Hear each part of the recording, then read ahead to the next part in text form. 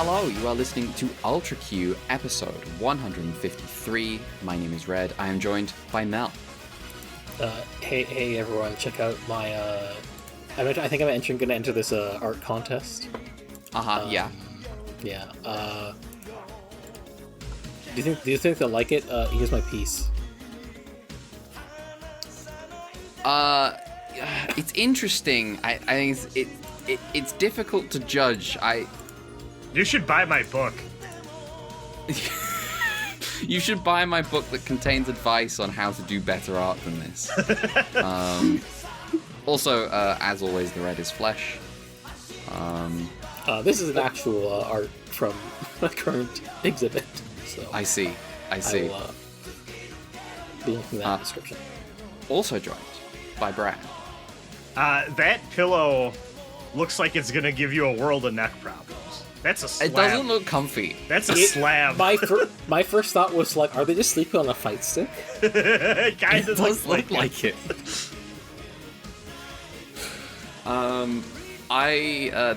That's why they had dreams of throwing hats.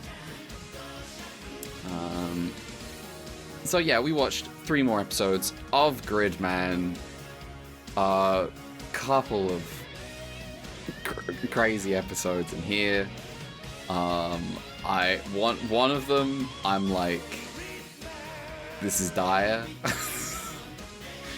I think the third one's great. I'm a big fan. Yeah. Shall we just get straight into episode 19? Which is Sexy Idol. a sexy policewoman in trouble. I have a summary here. The boys, I literally mean every man and boy in this show, are all into a sexy magazine this episode. Hang on. I've done the funny cop a disservice. He's not. He's by coincidence.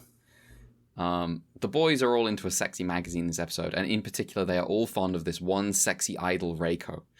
By pure coincidence, there is a sexy new police officer called Reiko. Everyone agrees she's hot, including Takeshi, who attempts to just, in the middle of the street, just stick his head under her skirt. I don't know, man. He is prevented from doing so by another cop, a woman that the show would really like to emphasize is absolutely not sexy. She's middle-aged, and she thinks she's glamorous, and she's a man-eater, and the show is like, ugh. She wants to fuck the funny cop so bad, and the funny cop is overwhelmed by the beauty of Reiko. The not sexy cop chases off Takeshi, who drops the magazine with the Reiko pics in it. Reiko, the cop, picks it up and hides it while she's getting slut-shamed for her skirt length. Which the subtitles say shirt, which I thought was really funny. Yeah, look at the length of your shirt. No, okay. Jesus, look at the length Jesus. of your shirt. Jesus. Takeshi realizes he kept secret sketches of kaiju in that dirty mag, so he's got to get it back or dispose of it. Did you two also think this was another funny made-up thing he was saying until they showed I that did, and then it yes. turned out to be true. Yes. I think that's an intentional bit. That's pretty good. I gotta admit. It's pretty good.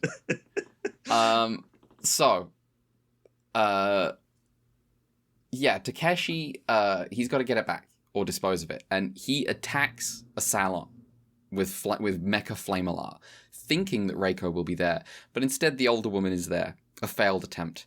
While Reiko is going through Takeshi's magazine, wondering what to do, Yuka spots her and makes the connection. You're the woman everyone is going awooga about. Reiko explains she was doing bad in her tests to become a cop, so for a little self-confidence she took part in the sexy idol competition. She didn't expect to win, but now men keep being sure they've seen her somewhere before, and she's worried she's going to get in trouble when her co-workers find out about the picture. Yuka suggests getting a haircut. Reiko's like, yeah, okay, good plan.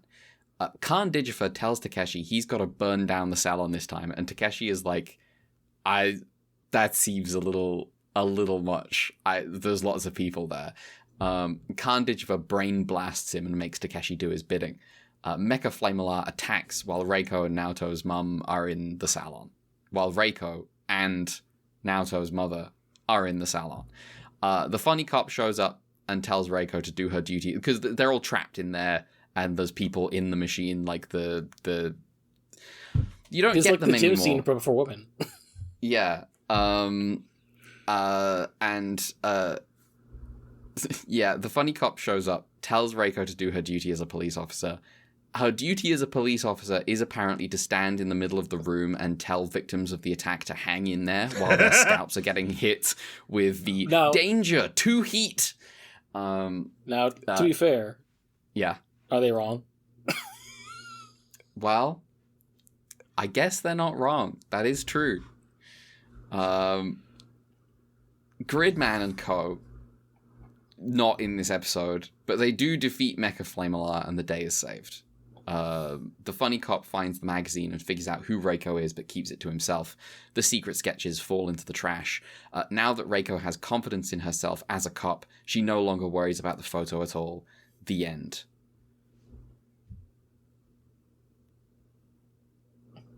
What the hell? Yeah.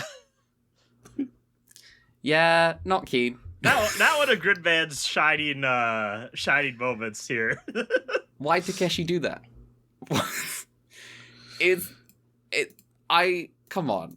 That's, like, crazy.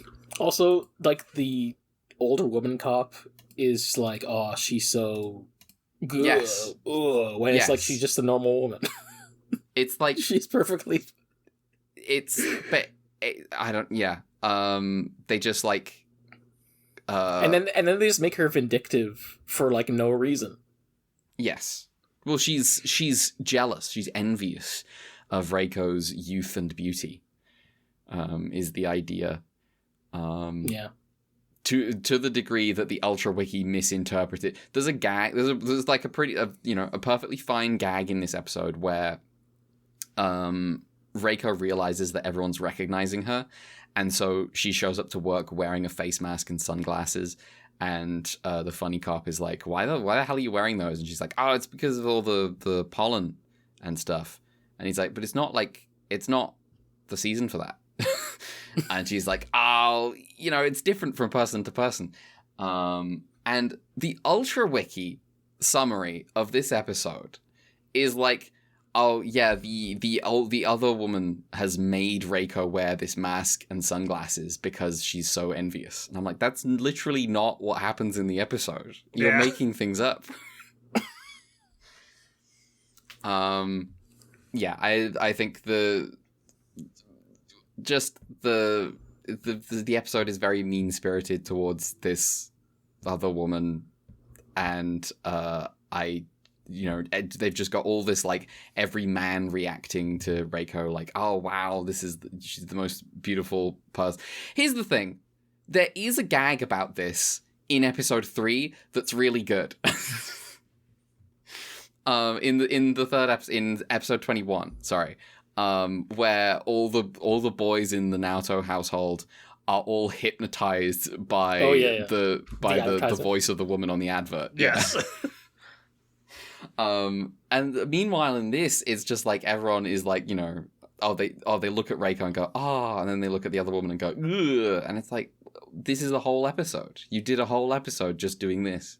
Also, in spite of the funny policeman at the end seeing it and just like being like, oh, that's new information I received, and then like not acting on it like a normal person, they do treat the fact that she did this as like a genuine mark of shame on her character, that like she is warranted in not wanting to be found out about and should be kept secret.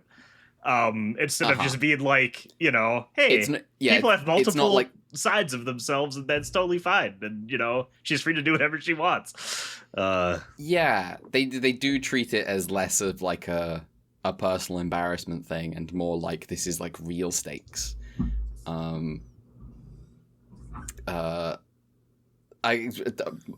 Great danger sign, Too bad heat. English. Danger to heat. Too heat. So good. Yeah, that's how I feel right now. I'm gonna tell you. That's the name of an 80s action movie. Danger to Heat. Yeah. Ain't Starring that Mel shmup by Gibson. that one guy that with all the music people post? Too Heat. Shut the fuck up. I don't go here for this, enough for this joke. I was making a Toho joke. I see. They're all I'll go for it. I was gonna say another example to me of Gridman falling in like such a hyper-specific time in computers that this feels like it's just a few years too early to be doing what everything else would do past a point, which is, oh, there are images of her online she can't take down. It's a magazine. Right. It's a magazine, and so the hacking has to be through a hair salon. Yes. At this point, Takeshi's gonna be able to hack a fucking magazine page. Well, I mean, he hacked a mummy, so... Yeah, I know. Heck, anything. This isn't a Konaka show, as established, so he's not actually able to hack anything. Which is what it would be in the Konaka show. In the Konaka show, you could hack, like, just inanimate objects. I think this is just an unpleasant episode. Yeah. Is this the worst one we've seen? I think it might be. I can believe it. I can't think of any other contenders. Yeah. I think any of the other contenders are ones where I think, like even if I personally don't like it, I'm like, well, they're doing like stupid teen romantic drama. Yeah, it's not as bad as like this. This is just vile. Yeah. The closest we get is like Naoto and Ippei creeping on girls. But the episode is is like, wow, it sucks that they did that. Yuka's like mad at them. And also it's like they're looking through a window of a public building, which is like, it's creepy, but it's like there are worse ways to do that. It truly can't. If you haven't watched the episode, it cannot be emphasized. Takeshi walks up to a woman and just like from behind, Kneels just down. attempts to kneel down and put his head under her skirt. And I'm like, what is who thought what? Yeah. Crazy. And then the other part of this is that he's prevented from doing this by the mean older lady, and this is presented as part of her meanness. And I'm like, no, what are you talking about? She's right to do what? Very strange. Not a fan. Who made it? This was directed by Yoshiki Kitamura and then written by Toshimichi Okawa. They did a bad job. Yeah. I think, like, if there's one thing I can give this episode, it's like, I was expecting them to do, like, a jealousy thing with Yuka, and she's just, like, completely normal and fine towards her the whole episode, which I can at least appreciate. I did like the conversation between Yuka and Reiko. I thought that was pretty good. With Reiko attempting to convey like this like adult problem to a child. Just be like, look, this is like she becomes the Daichi to her Naoto. Yuka becomes the Daichi to Reiko's Naoto. That's true. Daichi's so wise. Mal. Yeah. What's the trivia stuff? Just suit actors. Gridman is Hiroki Okano and Mecha Flame-Alar is Toshio Miyake. Fantastic. Is there anything else to say? Shut up. Is there anything else to say about this episode? That's a no, isn't it? No. All right.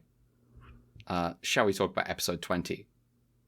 Yeah. Which is colors disappear from the planet Earth. Ippei. Oh, has thank God we're back to Ultra Q. Yeah. Ippei has got artist block as he tries to create a new assist weapon and can't decide on the color.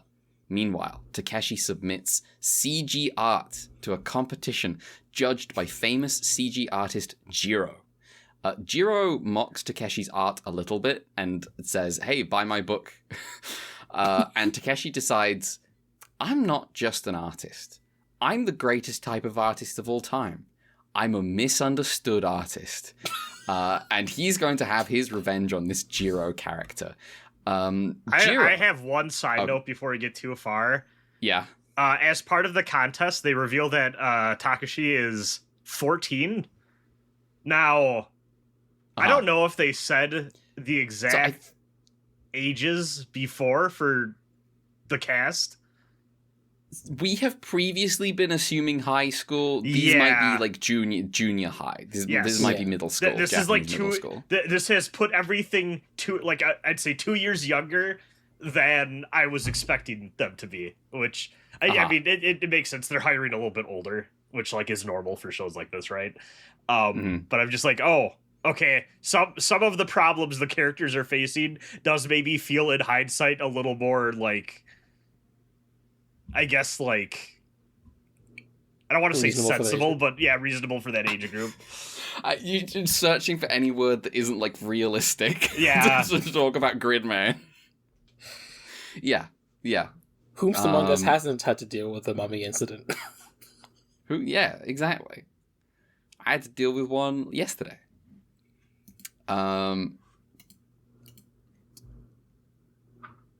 Here we go. Yes. Coincidentally, Jiro is a friend of Naoto's dad, and he stops by Naoto's place for a bit. I think he's Naoto's dad's younger brother. Yeah. Like he's... Is he actually, or... They kept saying uncle. Yeah. Are the subs being liberal with uncle? I don't know. Yeah. He's like at their house eating dinner in a way that felt like a familial invite to me, at the very least. Maybe. As we know, you cannot eat dinner with someone you're not blood related to. Yeah, what's Ippei doing there? Get out of here. Well, you know, he's going to be in the family once they all get married. Oh, yeah, all three of them. Yeah, that's true. Yeah. The character's name, at least according to the Ultra Wiki, is Daijiro Sho, and Sho is Naoto's. Okay, there we go. Uncle. He's his real uncle, not his, uncle. Yeah. And obviously, it does get complicated as well because in Japanese, there's also people you call like Obasan or Oji-san. This was the thing. I just didn't trust the subs to understand when that was happening. I forget if Jiro calls Naoto's dad Anaki or something. I see. He does call him that, but also that you can call people that when that's like your bro for life. Yeah, they were in the biker gang together. They were in the bike, yeah. And that was before Naoto's dad pissed himself as a child. Yeah. Yeah, exactly. they learned under a Hokuto. Exactly. Uncle Jiro Uncle Jiro invites the trio. No, okay. Uncle Jiro stops by Naoto's place for a bit. Ippei insists on being there as he's a big admirer of Jiro. Jiro invites the trio over to visit his office tomorrow because he's busy tonight. He can't stick around. At the office, the trio wait while Jiro is hard at work, slaving over his art and yelling at women when they screw up. Yuka and Naoto comment that this is a real artist. What? While Ippei stares in silence. They just understand French New Wave. Yes. Yeah, exactly. Jiro welcomes the gang in and shows them some of his art. He tells Ippei that it's all about chasing a dream. Jiro frames himself as no one special, just someone who kept chasing that dream. If Jiro can do it, then so can Ippei. We do things a little different around here. Yeah. Ippei earns confidence in himself, and he decides on the color for the assist weapon. It's at about this point that everything goes wrong. All the color drains out of the art, and Jiro is in despair over his piece for the upcoming exhibition. It's about at this cannot point be that... stressed. Oh, go for it. These all look like if someone showed you Clippy from MS Word and was like, "This is my masterpiece." I mean, now to be fair, I do think if you look at like this era of like CG art on the internet, like back then, it's definitely that. Yeah, it is. If I was better at like video editing, I would absolutely edit the bit of him being like, this won the exhibition last year, to be like, you know, the pipe screensaver. Yes. It's the PlayStation kid produced mind-boggling effects skeleton. Yeah. Absolutely. It's about at this point that everything goes even wronger. From the computer, a blast steals the color from Jiro's vision. He can only see in black and white. The same is true for many others, as someone somewhere is trying to steal the color from the world. It's vengeful Takashi using Mecha Steel Gun. Jiro is in despair, and he's like, who could possibly create art in black and white? And then starts destroying all the art on the walls around him. Ippei holds him still, and tells Naoto and Yuka to go to junk. They do so. Naoto transforms into Gridman and fights Mecha Steel Gun. Ippei manages to calm down Jiro and encourages him, telling him to keep believing in the dream. Jiro comments that he did once believe in that dream. Perhaps he can again. Ippei leaves and gets to junk in time to finish the assist weapon and deploy it. The trio are able to defeat Mecha Steel Gun, and the colors return to the world. Later, Ippei receives a letter from Jiro thanking him for restoring his dream to him. The end. This guy is a true artist because he gives up and then rediscovers his dream in the span of like 10 minutes. It's so... yeah. He goes like, I'll never make art ever again. So being like, wait, I'm ghosted. We didn't talk about what Takashi's art actually looked like. No, I did not have... This wasn't part of the summary, but yes, would you like to explain what Takeshi's art is? It was like a photo of him surrounded by like weird pictures of kaiju as if they were like demons or something. Yeah. The reaction from Jiro is to hold his hands up and go, wow. Yeah. I love how like, too is that the kid before him also had like some random like geometric shapes or whatever, and he's like, oh, you know, I think you could tighten this up a little bit and get something really nice in for the contest next year. And then when he gets to Takashi's, he's just like, oh, like has like almost nothing nice to say at all. He just immediately diagnoses him with this kid sucks disease. Yes. He just says, I think this kid's got issues. He looks at weird art and goes, man, what drugs were they on? He fucking low-tier god to this child.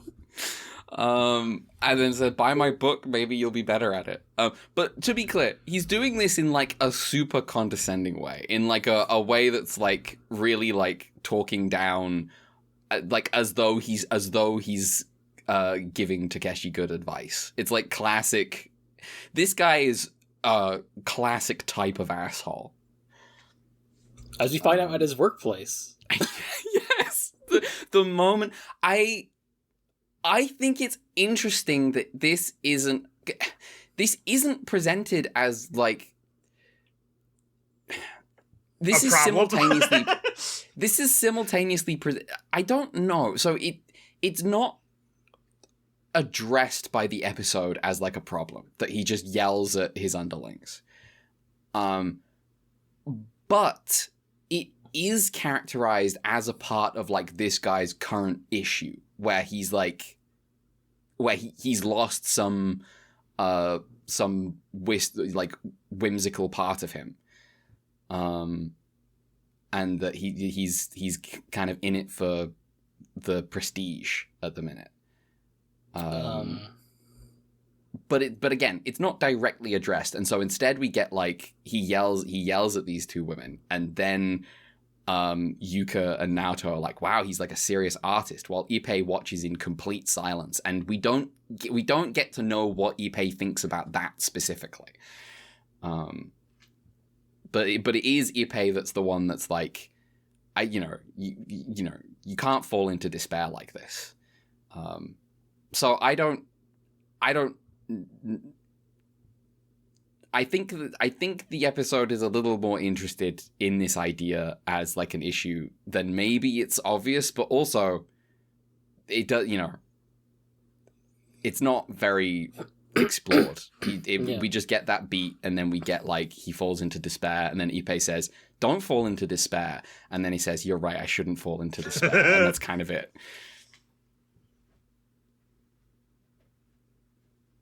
Yeah. He lost his inner child, and is represented by brace women as opposed to just like the daily grind. Yeah, interesting way to take it. I mean, you get the other issue is that this is an episode made by people who are this type of guy, and maybe not winning like art awards, but they are like in the pressure cooker of making art on a deadline that has to be up to a standard. Hit anime Shirobako. Hit anime Shirobako. And I think they're going to let him get him. They're going to cut him some slack. They're going to do that because that's them. Yeah. They're looking at this guy and go, "That's me." Unfortunately, that's just like me for real. I almost read this more as like an establishment of like the level of art on which this guy is working, more so than any sort of like value judgment on him or his problem. Of more oh, this is.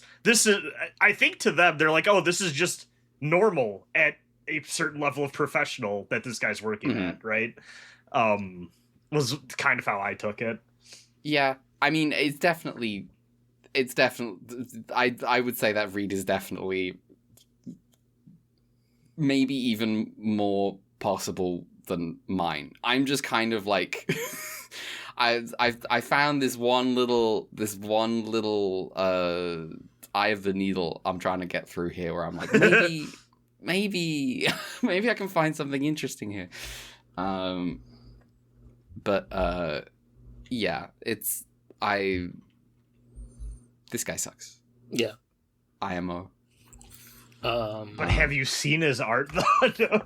His art so good. Graphic design is his passion. Graphic design is literally his passion.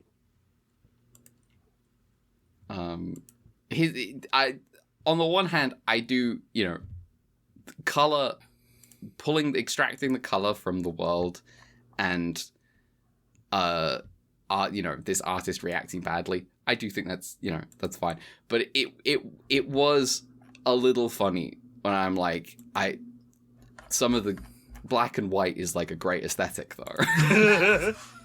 you do understand this, right?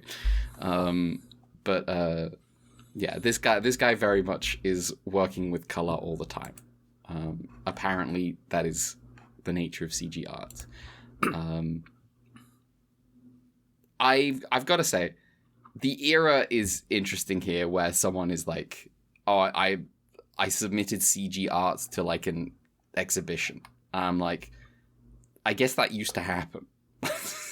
I guess there was a time when CG art was not just like a grind, but it was like a thing that was in people were looking at seriously as art. I can't think of any example of that today. I'm sure it exists somewhat, but I just can't think of it. It's all video games now. Or, bad Marvel movies. Or bad Marvel movies. Or porn of either of those things. Well, yes. Yes. Not Battleborn, though. That's only Overwatch. Have either of you two ever made the Blender donut? Yeah. I have not. Yeah, I've never touched Blender. I didn't get much further than that because as the reputation goes, Blender is hard. Yeah. I remember I did it because it was like Labor Day, and before my last year of school, I was like, all right, that felt good. I'm looking forward to this being. I got the gears rolling on the creativity. Let's go. And then the school year started the next day. Rip. Owned. I have a friend who's been going through and learning Blender, and it's been fascinating to watch the progress because it feels so hard fought and like just doing any basic thing or taking the next step feels like you have to learn how to pilot a rocket ship. It's wild. I'm good. I'm fine. I don't think I need to learn Blender. I'm good. I'm okay. I don't think I'm ever going to need Blender. Who made this episode? This episode was made by Yoshiki Kitamura and then written by Yoshichika Shindo. Thank you. Mel? Suit actors Gridman, Kunitoshi Endo, Mecha Stealth Gun, whatever, Atsuya Nishimura. Oh yeah, Stealth Gun. Sorry, the wiki calls it Steel Gun. Yeah, which, I don't know which one's correct. I don't fucking know. Whatever. Hydra. Who cares? Yeah. Hydra. Anything else to say about this episode? I like the briefly becomes black and white for real in the show. I was like, well, you better do this at least once. Yes. They did. They didn't show much of the effect of stealing color from the rest of the world, just from this one guy. Like, we didn't get to see, like, you know, traffic lights. What if, like, I want to see what it would look like. Like, what's the opposite of black and white where all you can see is color, but not black or white? I feel like black is all the colors at once. Well, you know. And white is none of them. Yeah. Or the reverse, depending on your definition. Or the reverse, depending on your definition. You know that model kit building, you're never actually supposed to use, like, raw black, because if you do, it looks, like, fucked up and wrong, so you're supposed to use really dark blue instead. I learned this. That sounds right to me. Yeah. Because, like, black just kind of erases... Like, you ever see, like, Vanta black cars where it's like, this doesn't look real because of how dark it is? Uh-huh. It kind of... I think it has the same sort of effect where it's like, oh, this feels like just part of the model disappeared. Yeah. Vanta black car. Oh, this looks like a video game texture. Yeah, it looks fake. I really wish to see something in this color in real life just to see what it actually looks like.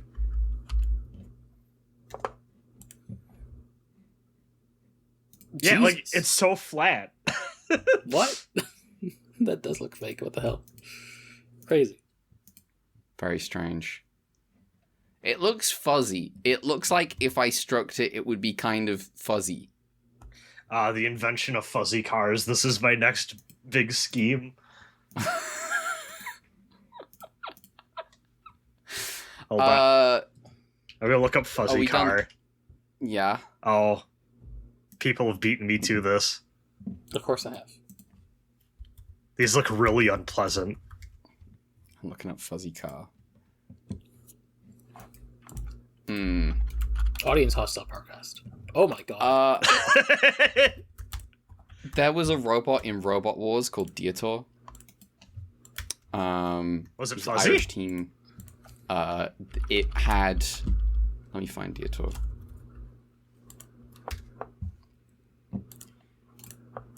Here we go.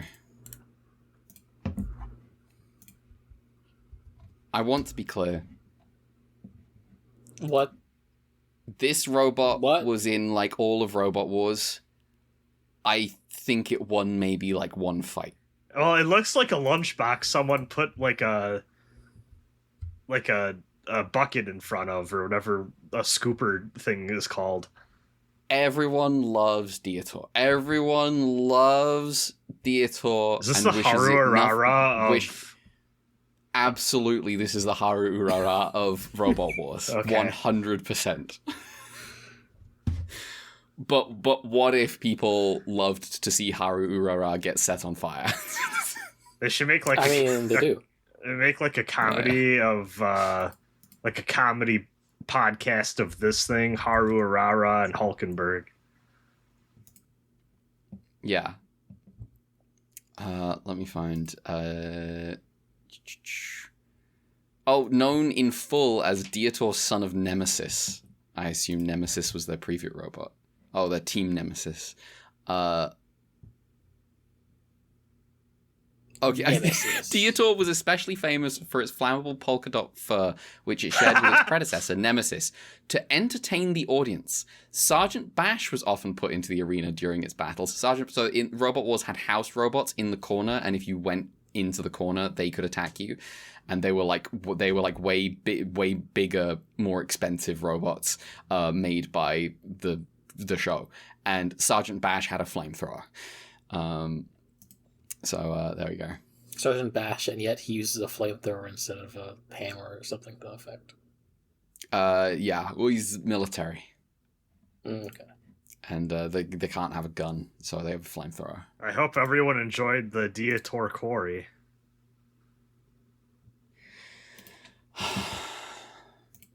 Episode 21. That was a good one. I'm proud of that one. Episode 21 is called The Execution, My Hero. One's Justice. Yeah, shut up. The thing is, when I read the word My Hero, I do hear that one track from My Hero Academia where the guy says, My hero. Alternatively, aim for the bushes. Well, that too. That's your one. For some reason, that's better than mine. Mine's fucking My Hero Academia. Takeshi dreams that he's crucified. And Same. And first, he asks for Gridman to help him. But when a giant Gridman reaches down to grab him, he screams in terror and wakes up. Just a nightmare. But there's no such thing as just anything to Takashi. He begins cooking up a new scheme to inflict nightmares on the city. Meanwhile, everyone in town is hooked on this new hard plastic electric pillow that you hook up to your head with electrodes.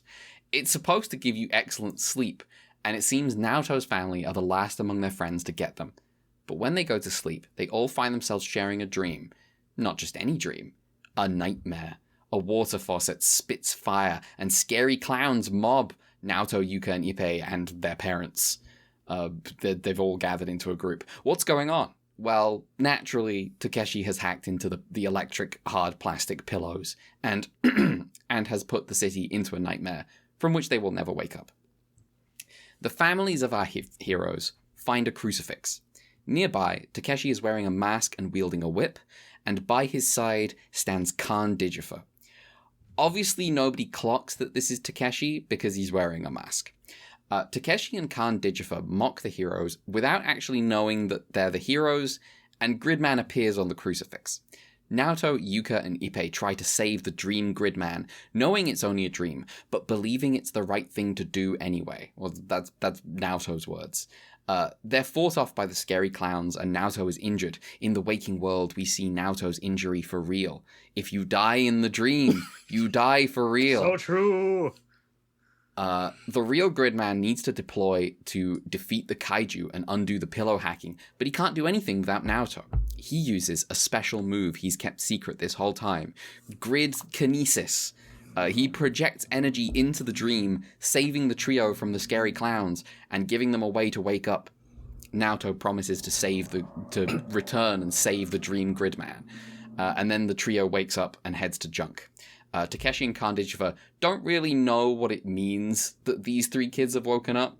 Naoto merges with Gridman. Yuka and Ippei deploy the assist weapons. They fuck up the kaiju, and then the Gridman in the dream is freed from the crucifix. The human-sized Gridman defeats the scary clowns, and Takeshi and Khan Digifer flee.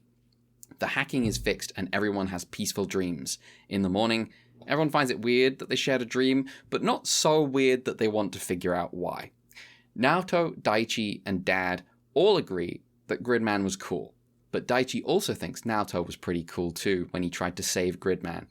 Over at Takeshi's place, Khan Digifer is frustrated by this new failure and punishes Takeshi for being fast asleep while he's mad. The end. Dream episode. Biggie voice. It was all a dream. Yeah. I like the dream. And I particularly, there's like the one conversation that the trio has where they're fucking around with like dream space isn't real, and so like you can pass someone and then keep walking in the same direction and pass them again as they talk to you. It's fun stuff. We get a brief cameo from Yuka's brother where he's like... He's back. He's like, for a student, nothing's scarier than tests and goes to fight a flame. Yes. Yes. I am a big fan. So now I don't know about you two. I don't think I've ever had in my life a dream where I was about to be executed.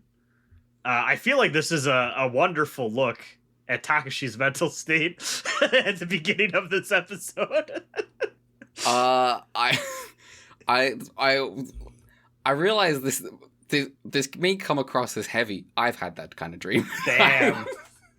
I had those dreams when I was like I had dreams that my parents were taking me to my execution. Oh damn.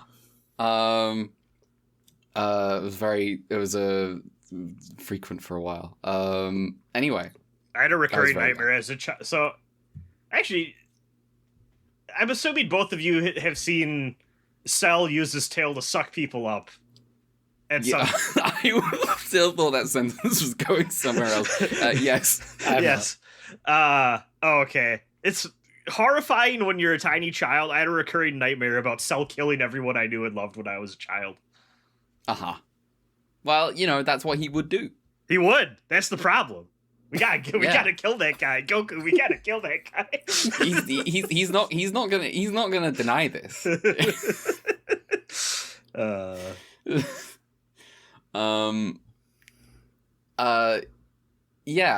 Takeshi is not in a great space mentally at the minute. He's not doing great. Yeah. I love how clowns just show up because, clowns scary. I think that's fun. Yes. Yeah. It does feel. I'll go for it. I was gonna say also this I guess counts as like 2 crucifixions, right? For the yes, counting. Absolutely. Yeah. Yeah. Anyway. Jesus time.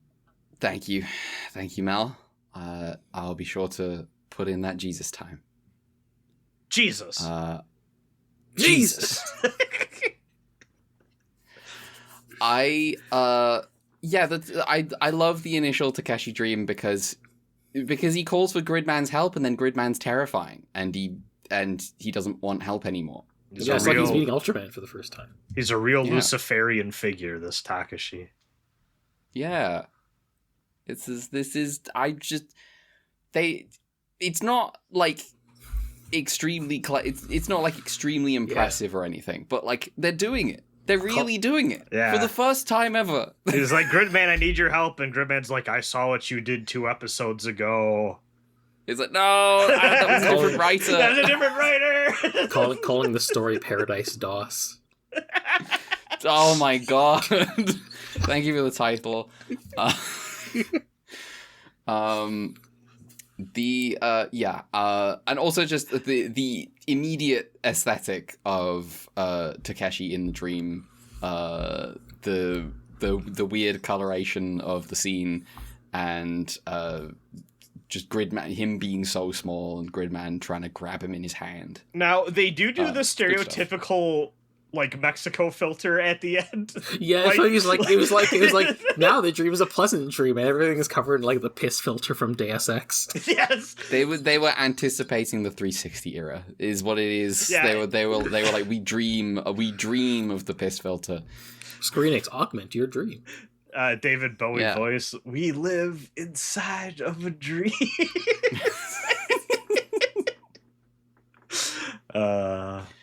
Shouts to Firewalk with Me. Uh-huh. Love that movie. It's a good movie. I do think the content of the nightmare world is maybe not actually that nightmarish. Nah. Yeah, they briefly just get transported to the Ultraman Arc dimension. That's true. The lights are on really bright. There is flames coming out of a water fountain, and then they meet some clowns. That's kind of it. There's a crucifixion of Gridman, but that's the grand total of I think it's nightmare funny material that they're in this like- episode. They were just lying about there being execution of Gridman, and then Gridman just manifests on the cross, and it's like, oh no. Oh no! Oh yeah, they do find the poster of like the scheduled execution of Gridman. Well, yeah, because the clowns are just spreading around, like, Yeah. we're littering. It's pretty. I think it's a pretty cool. This goes hard. This Yeah, is it's a like, good oh episode. yeah, in the nightmare world, we're gonna execute the hero on a crucifix. It's fun. It's cool. It's good shit. Definitely, honestly, one of the better crucifixions we've had, which is a funny thing to Yes. say about this franchise. We've had several. Well, I guess it's a different franchise, but Uh-huh. I like his. This is the I first love ever his Gridman. dorky crucifixion. villain mask. It's Yes. Um, Stupid mask. Also, He's got the whip. incredible image of Takeshi like whipping a crucified Gridman. Yeah. Yeah. Man, Takeshi's great. Big fan. good. I like the egregious shot of Gridman staring at the now empty crucifix after he saves the day. I like him taking hands with the Daichi. Daichi thinks his big brother's cool this time. Yeah. Because So does his dad. Gridman. Well, his dad thinks Gridman is cool, but little does his dad know. Yeah, that's Naoto, kind of. I like the when everyone's like, we gotta save Gridman, all the dads are trying to pawn it off on the other dads. Uh-huh. I do like Naoto's like assertion that we're gonna save Gridman, and other characters being like, right, but you understand that's not Gridman. This is a dream. And it's like, yeah, we're in the dream. That's Gridman. We're gonna go save Gridman. This is real right now. As real as it can be. And I'm like, that's, I don't agree, but yeah, that's a fun thing to give now. So this is maybe the first time Naoto has expressed an opinion. He's growing up. He's growing up. I think for the first time, I don't know what episode it is, but for the first time ever this week, he manages to say Access Flash with some gravitas. So he's improving. Practice does work.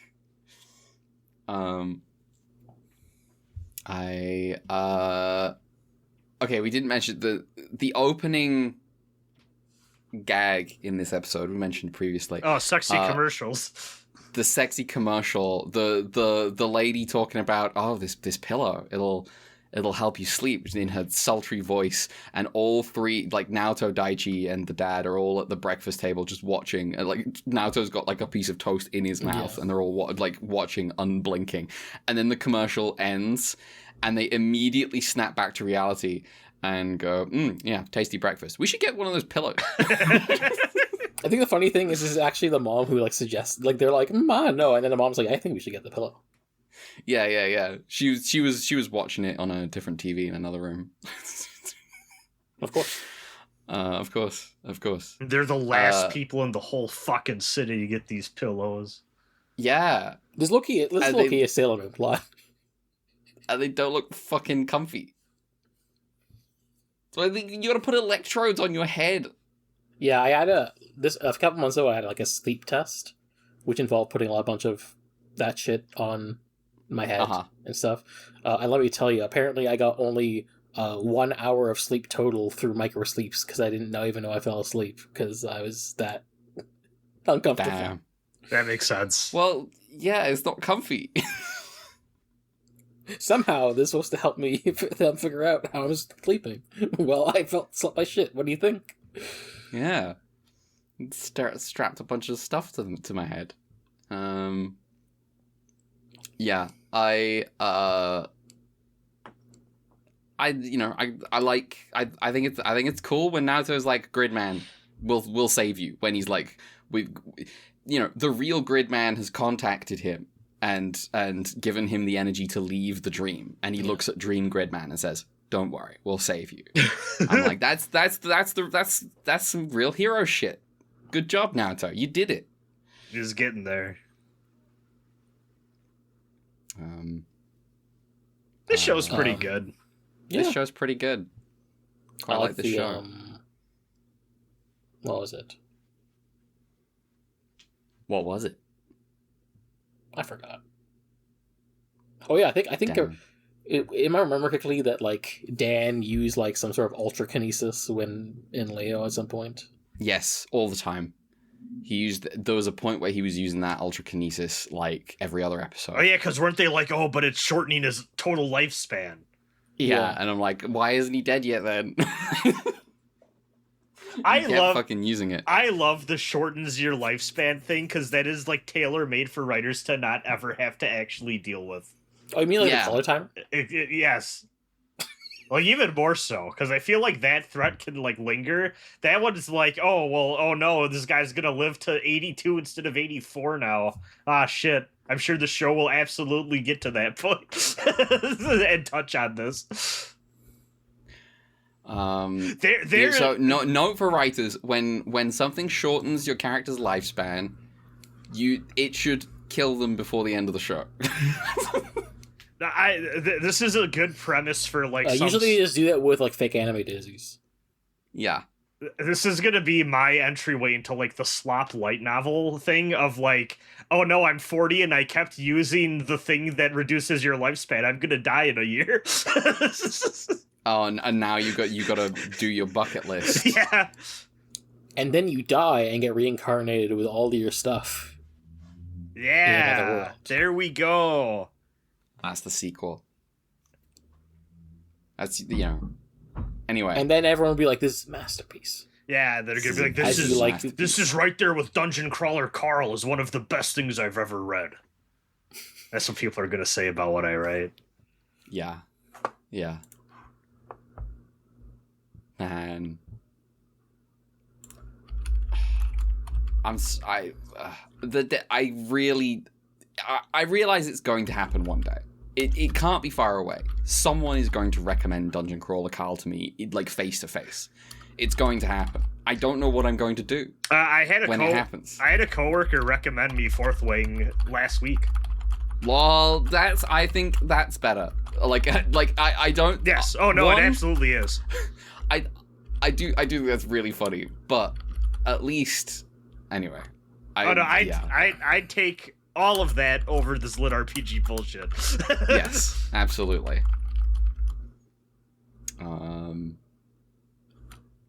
Man, Fourth Wing was no. I had a. You tried reading that, didn't you? I read it. Oh.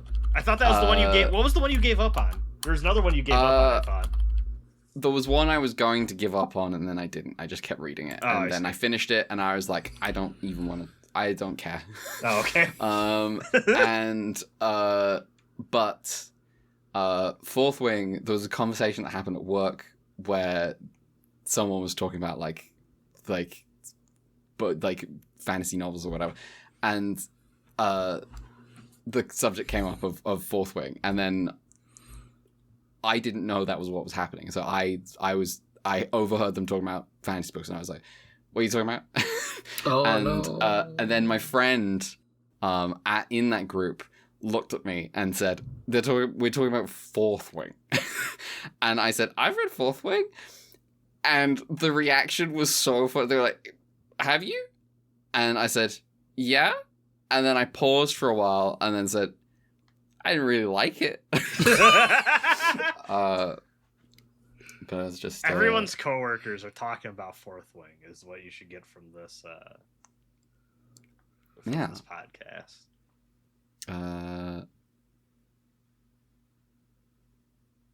Who made this episode? This episode was made by Hirochika Miraishi and then written by Hiroyuki Kawasaki. Mel?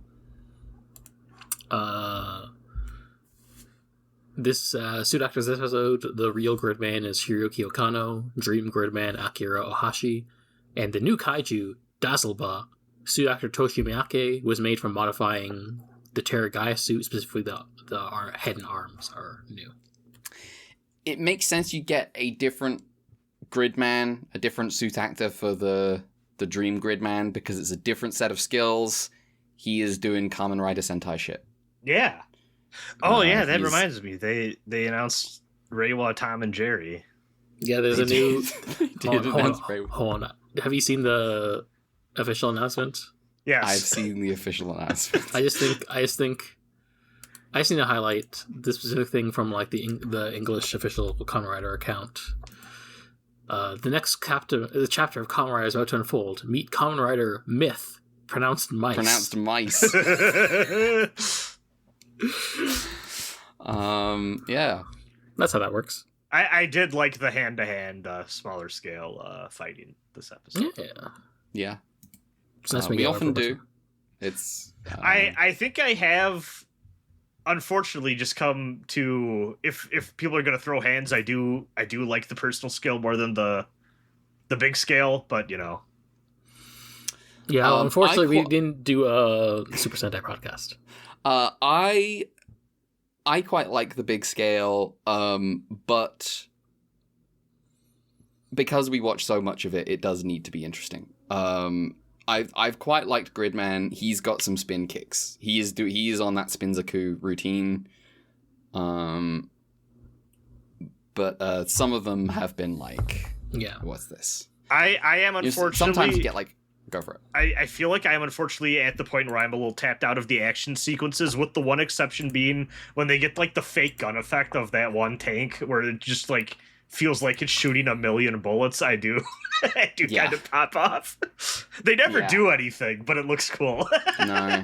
Well, those assist weapons are gone now, so now you've got the dragon planes that shoot loads of missiles instead. That wings apparently took 80 million years to figure out what color was the right option. He was like, I think maybe they should be white, but like, I just don't. I'm getting artist block. I need to talk to a genius artist to gain the confidence to be like, yes, they should be white. There's like the Northern Lion bit where he's like, oh yeah, you ever have a friend be like, oh, let's go to a really fancy steakhouse, and then he looks at the menu and goes, I think I'm gonna get the burger and maybe some fries. Lol. What else is there to say about this episode? Is there anything else to say about this episode? I think we covered every inch. To be honest, I think it's been a while since we've had a crucifixion, so it's nice to get it. Has been. We didn't get any at all in 80, did we? I don't think so. No, wait. Crucifixions were out in the 80s. Was the girl who died, was she crucified? The girl who died. I can't remember this. The one who got replaced by the... Oh, no, she was not crucified. She was stabbed. No, but was she, like, crucified before being stabbed? I don't... I don't know. It's just a little smaller scale crucifixion. Maybe little crucifixions here and there. I forgot until looking her up that they brought her back as an android. They brought her back as an android to serve drinks. It was worse for me, because like the other day, Cross Data mentioned Yulian to me, and I was like, oh, I forgot about Yulian entirely. Yeah, Yulian. The Ultra Woman. Yeah. For a little bit. She's on the cover of the show! The Blu-rays have her on the cover. That's, like, Let insulting. me tell you, as I watched the show, I got increasingly more confused. I was like, is this gonna happen? Once. Exactly once. Okay, do you have any color timers, Mel? Yeah.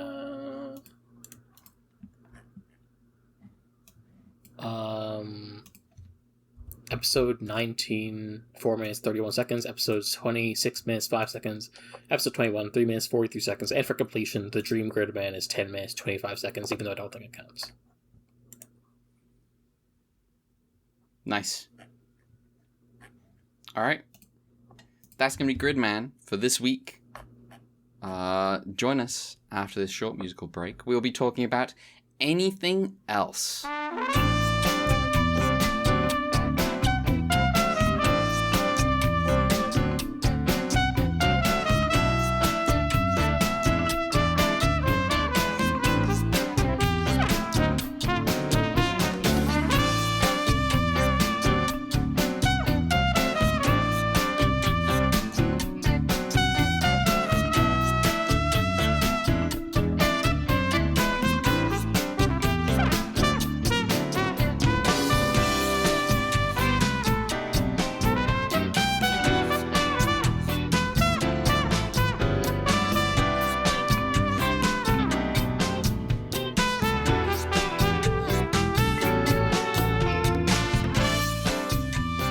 Welcome back.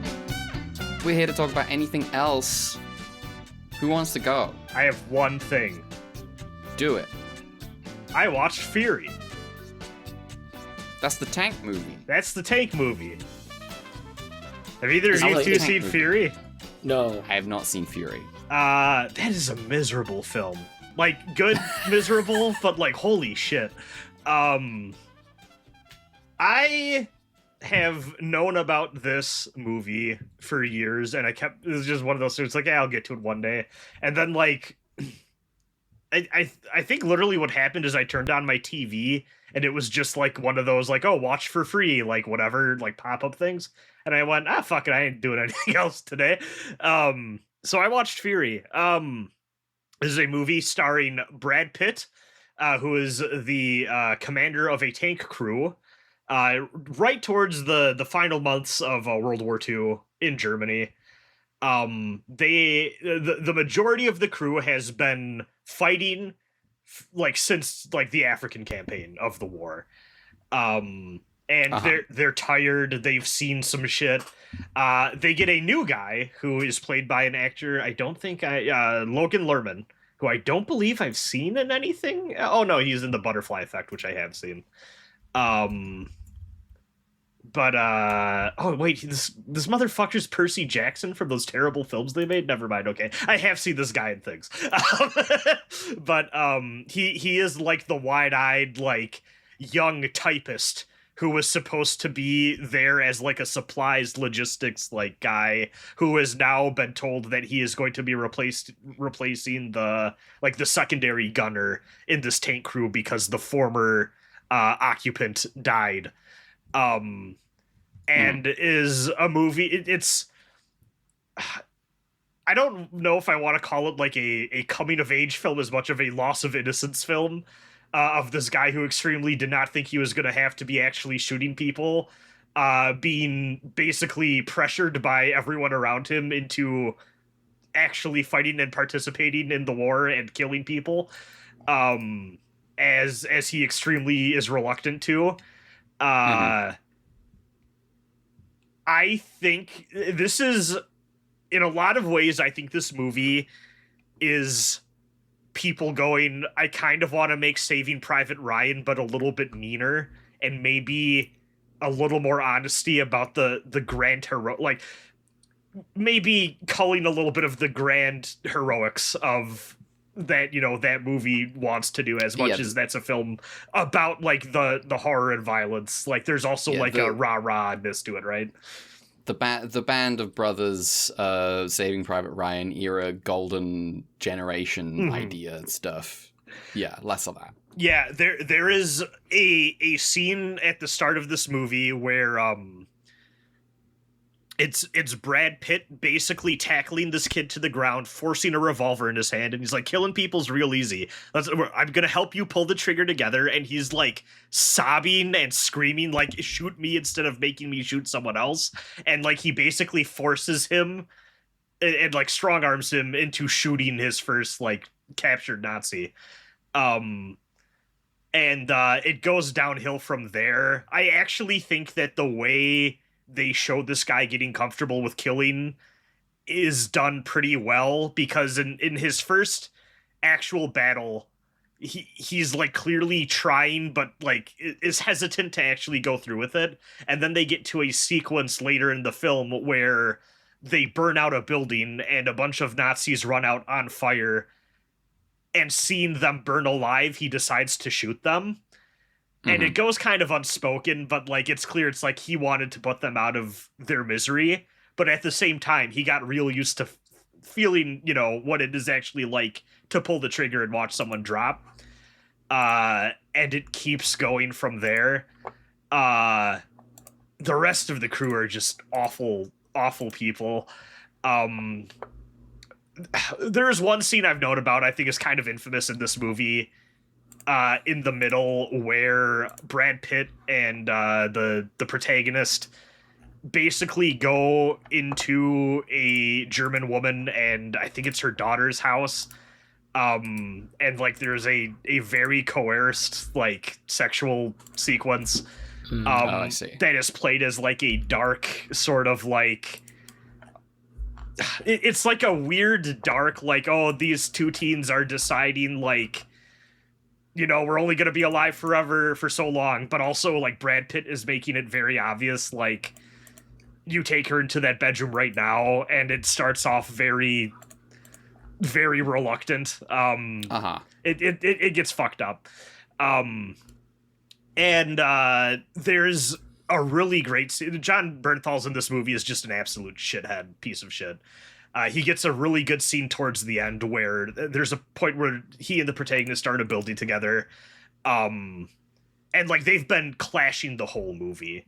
And he's been saying like, oh, you know, it's either us or them. Like, if you're not killing them, you're basically a traitor. You're putting all of our lives at risk after everything we went through.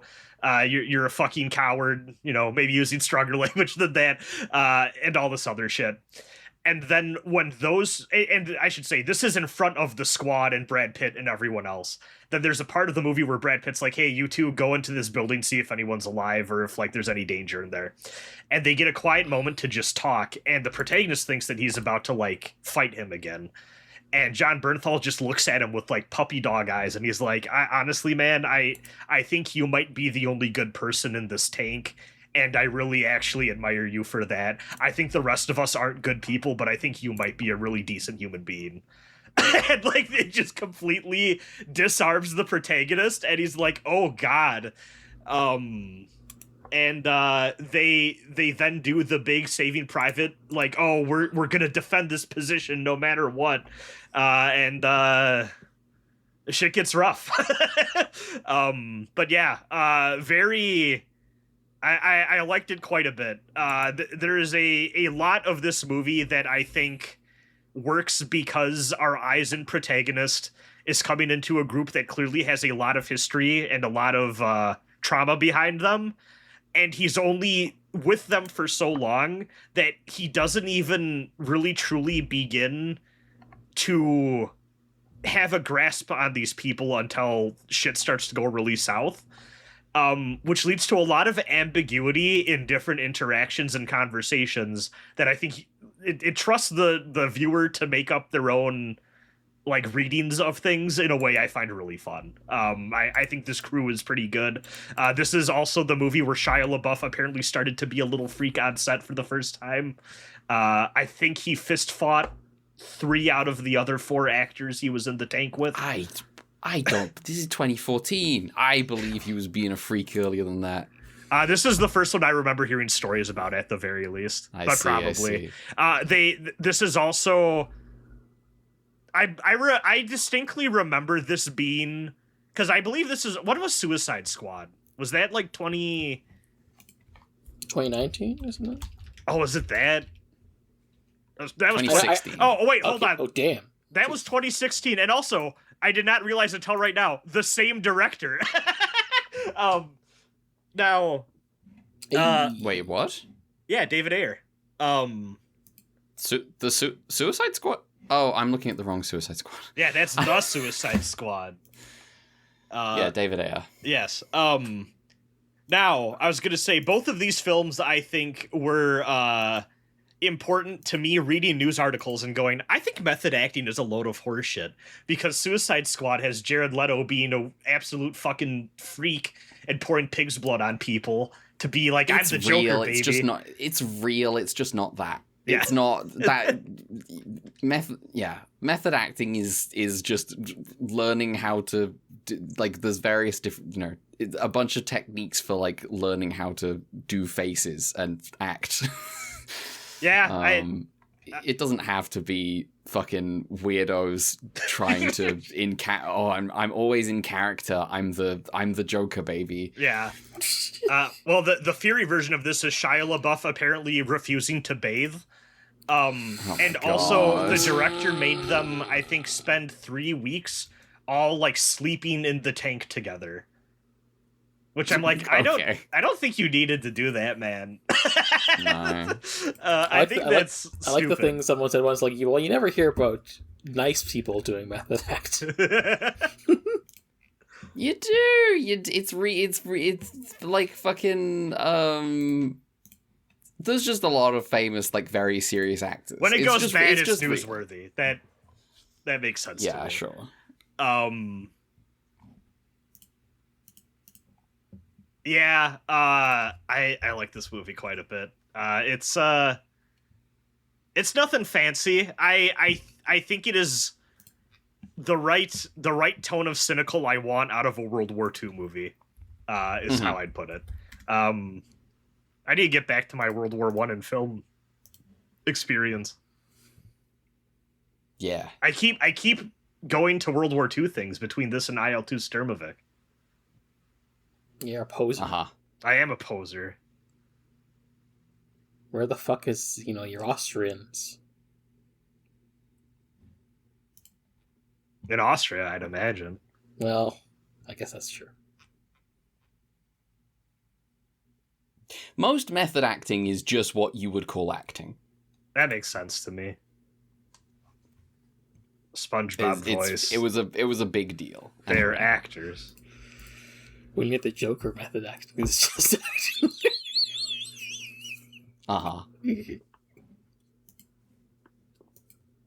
Other than That's that, Fury. I've been doing a bunch of shit I'm not ready to talk about, so that's all I got this week. All right. Mel, you or me? What do you have? You know what? I'll go, because you don't usually go last. Okay, yeah, go. I got a couple things. One is finished. I say finished as if the show actually finished, but there was a magical anime this season called Magical Sisters LuluttoLilly, which was a split course. Of like they're gonna be, in the fall. I think they're gonna do the second half. But it's like another kid's magical girl show. This one it's a new entry in the Studio Pierrot Magical Girl series, which began with Creepy Mammy in the 80s, and then had a bunch of seasons in the 80s, and then kind of stopped existing. And having seen only 4 episodes of Creepy Mammy, I am like, well, yep, this is in that space where Creepy Mammy, which incidentally written, as I discovered through Brad, written by a bunch of people who were working on Urusei Yatsura before that got shipped off to Studio Dean. I see. Creamamy, I think, being like the first. Oh, this is the first show that written by Kazunori Ito as like the head writer. So, and then I see the OP of Creamamy. I'm like, oh yeah, I can see the Yurosuyatsu DNA on this. By the way, this is a tangent, but I'll get to it. Like the Creamamy is like about a girl who stumbles upon some aliens and gets magic powers to transform into like an adult version of herself, or an older version of herself for like a year, and then she becomes an idol. And this show, LuluttoLilly, is taking that concept and playing around with it, because like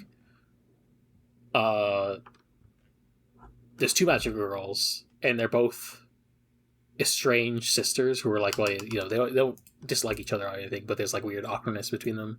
Like things used to be better, but like the older sister is a bit of a loner, antisocial, loss of confidence, and the younger one is like, oh, but I missed when you were like more upbeat and stuff, and we got along well, instead of you shutting yourself in your room and doing like studying.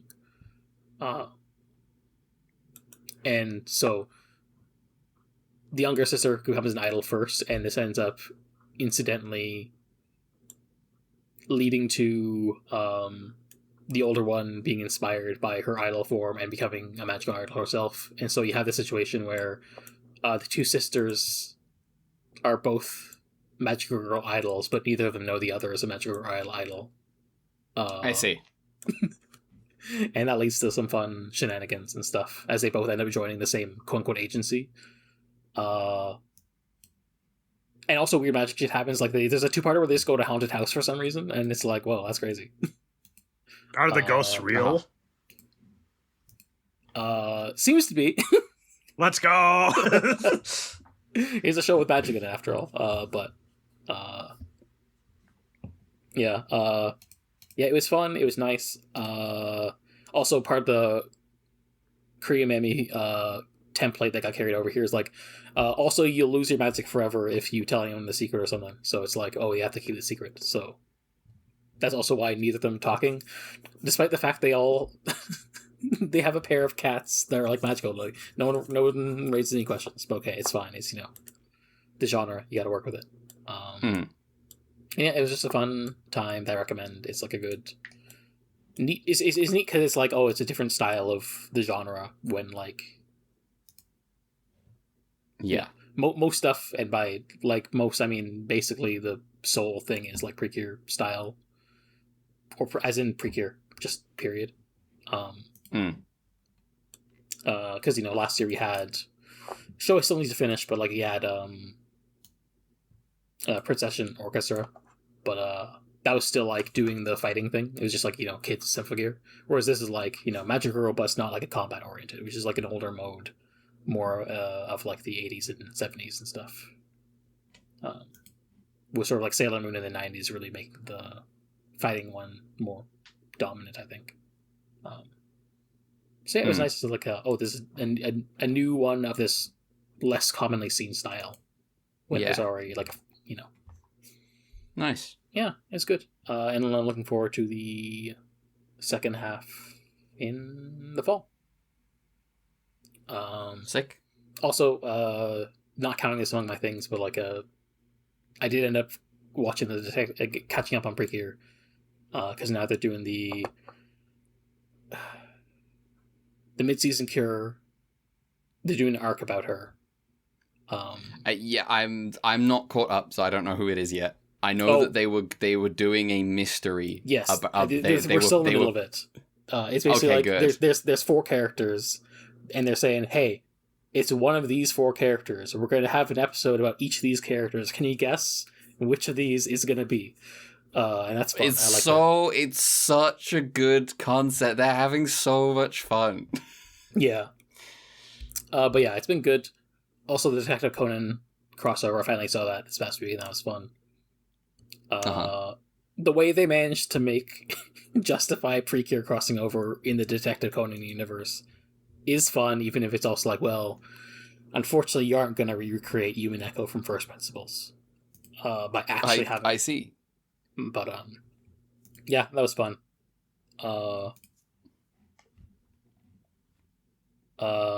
Detective Conan puts Anna to sleep in the Precure episode. It's really fun. Okay. But yeah. Other than that, I have watched a movie. What kind of movie? What kind of movie is it? Satirical comedy film. Ooh. What movie? It's a Playtime, a 1967 French movie. I see. That I don't entirely know how to explain, but here's the tweet that got me to watch it, because from the first few minutes of the movie. Oh, it's a Jacques Tati movie. Okay. I haven't seen Playtime, but I've seen movies I've seen Monsieur Hulot's Holiday.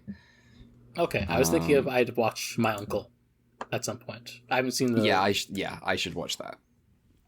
This is like the third one of the movies with the Hulot character. Though he's in it less. Yeah, I wasn't sure if I was going to watch the Mr. Hulot's Holiday, but maybe I will. I watched it years and years ago. The main thing I remember from it is the tennis scene. Okay. But yeah, people love Mon Oncle, and Playtime's a big deal. Yeah.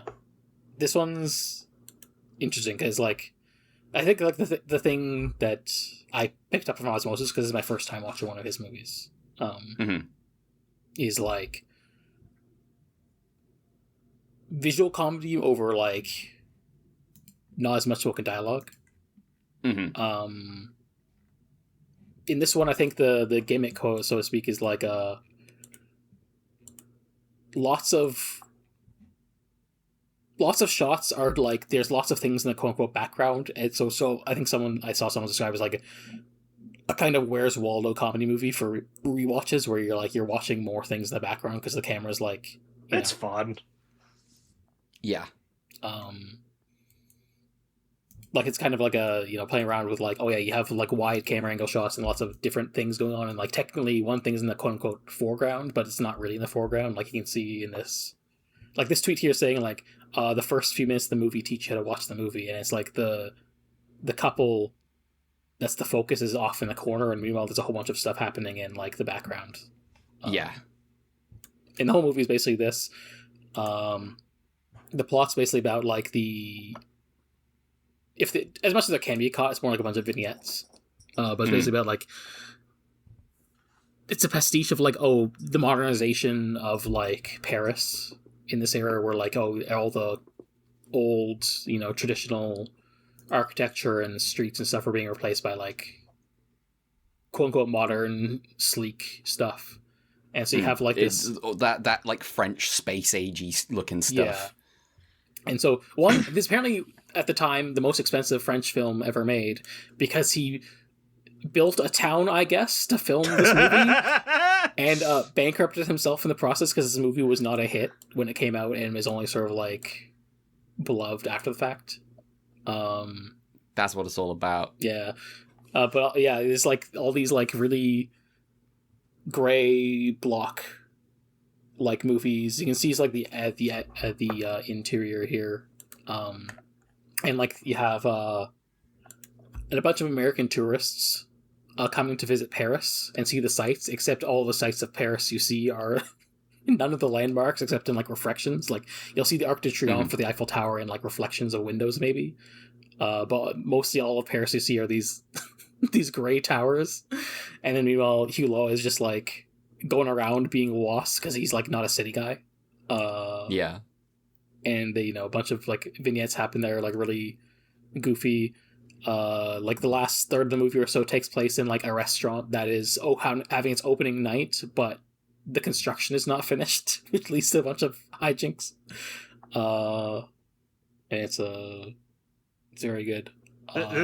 This might be a two nickels situation, but I do find it interesting how much of like this like French new wave, like 60s era cinema, like so much of like the concern of the filmmaker is like architecture and the modernization of the space and like cities they live in and stuff. I think I think Jack Tatty might object to being grouped in with the new wave. That makes Yeah, sense.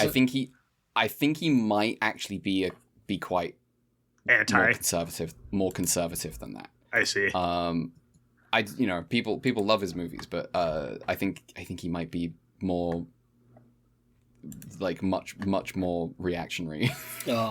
That makes sense. just like in terms of like his I don't know his politics, but like in terms of like the themes of his movies, like the like he, you know, it's the whole like he has like these very perceptive skewering of the modernization of France, but like the you know, the way he comes to that is by being kind of remember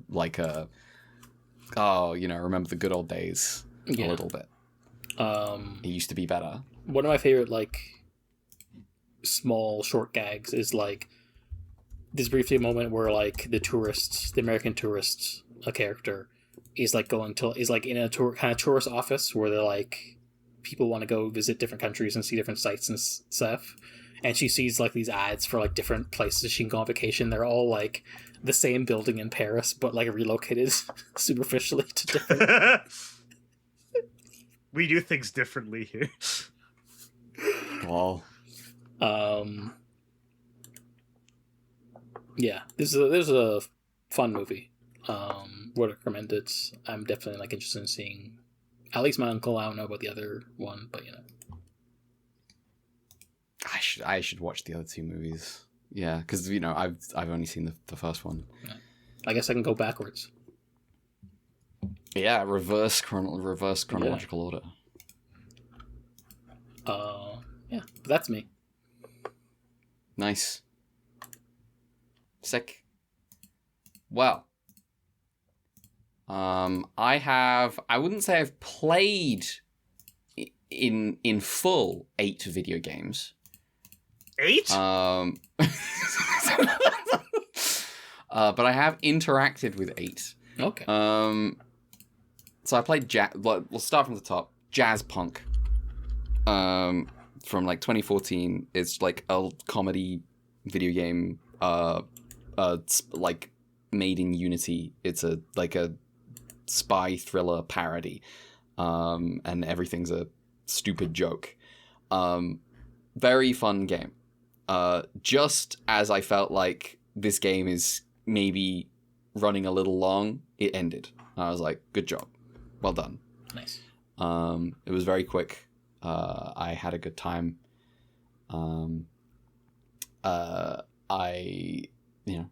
Good gags. There is nothing to say. Like the mechanics of the game is you walk around in first person and you push the interact button, and then funny things happen. I would say it's like quite aggressively mid 2010s, but in a way that was fine. Then, reflecting on the fact that I had said that I liked the photo mode in Order 1886, I was like, well, I own Umurangi Generation, That's so a game I've been played that meaning yet. to play this year. Same. Yeah. So I played Umurangi Generation. That game's fantastic. Nice. I will be going back into that game and just hanging out in It's a really pretty game. Yeah, I've been good. curious about like games about photography. I like to play Pokemon Snap at some point, but I feel like that's doing something different. It's like a real yeah. shooter, but with photos. I love Yeah. Pokemon Snap though. I love that game. I did not play. Well, I haven't played either the N64 one or the New one. The new one, but I also don't Yeah. know how that one is different. But anyway, more importantly, The game, Umurangi Generation, drops you into a 3D space populated by NPCs and gives you a camera with which to take pictures of it. There are a number of things that you have to take pictures of in order to get to the next level. And that's the game. There is a story. It's going on in the background. I don't know if people know what genre Umurangi Generation is. It does have a very specific, like, sci-fi genre, but I don't know if everyone is aware of that, so I won't mention it. I know that shit's bad, roughly speaking, and that's about it. Yes. I think... All I know is that it's the protagonist and essentially the creator have opinions about colonialism. Yeah, I mean, so so there's not a single spoken word of dialogue in the game. Okay. I'm trying to think. No, there is not. But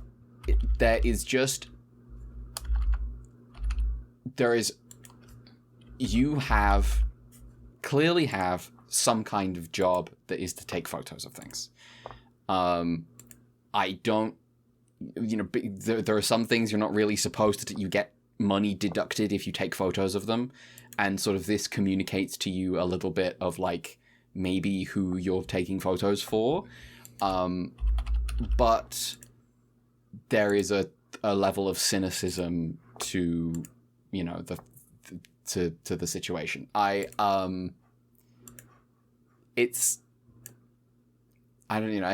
don't want to say anything specific. I thought the story, the story that there is executed very well, just through tone and mood and like sort of gestures to backgrounds, so like events happening in the world. And I think it's just a really great little I suppose this is sort of like a little bit of an extension of like sort of the walking simulator style games, right? Where it's kind of like, these limited mechanics and you're just put in the game. Although I will say the camera stuff is great. You unlock like these new lenses, and I would say the levels are very... it immediately becomes apparent. It's like, oh, this is not just vibes. This is like, these levels are like laser precision constructed so that it's going to be hard to get this or that shot unless you're in just the right place. I had a great time with it, and I think there is so much just personality in Umurangi Generation. I would say even in there's just, it's great. It's How long fantastic. would you say the game I is? love Just as a the ballpark? game is not long at all. That's I nice. probably played it for like 3 hours, but I will be going back and playing it way more. Because I just want to sit in there and take photos. Because I'm not very good. I'm not a photographer. I don't take photos, but like I want to. I'm with you. Yeah, I It's, mean, I take pictures on my walks and stuff, but that's not really the same. The probably the worst grade I got in a journalism class I took for my minor was media photography. Wow. It was like a B, but noticeable downgrade from the other classes. That's still not bad. That guy was awesome. My worst post-secondary grade was the D I got in civil litigation in law school. Civil litigation. That was a terrible course where they were like, yeah, we're gonna walk you through the Ontario litigation statute, article by article. And also the class is 3 hours at like 7 p.m. My number one recommendation for people playing Umurangi Generation, I checked the menu and saw there was a bonus objective is, complete the delivery within 10 minutes. I would recommend to everyone, if you're first time through playing Umurangi Generation, that's a bonus objective. Please don't just chill. Yeah, please just chill. That does remind me. I think I played like a bit so of good. Neon White, but I never got far in it. Man. Anyway. Next. I didn't know you could do this. I hit credits in Ridge Racer. Which happens apparently when you first beat the time trial, which is not just a time trial. It's a race against just one car, which is the rival car, and then also another car that's just a secret car that you unlock, I guess. It's weird. Ridge Race is fantastic. Ridge Race is great. I remember having fun with them. I tried it like once, didn't get very far. I didn't do much with it just because it is the one track with the one car. But yeah, it was like this is a fun last minute thing I can put on my media thread before I can play half an hour before midnight on New Year's Eve. So the thing with Ridge Racer is that I've got quite good at it now.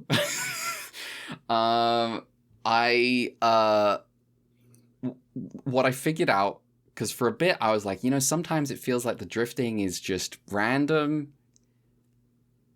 I was switching to third person. I stopped doing that. The game made way more sense.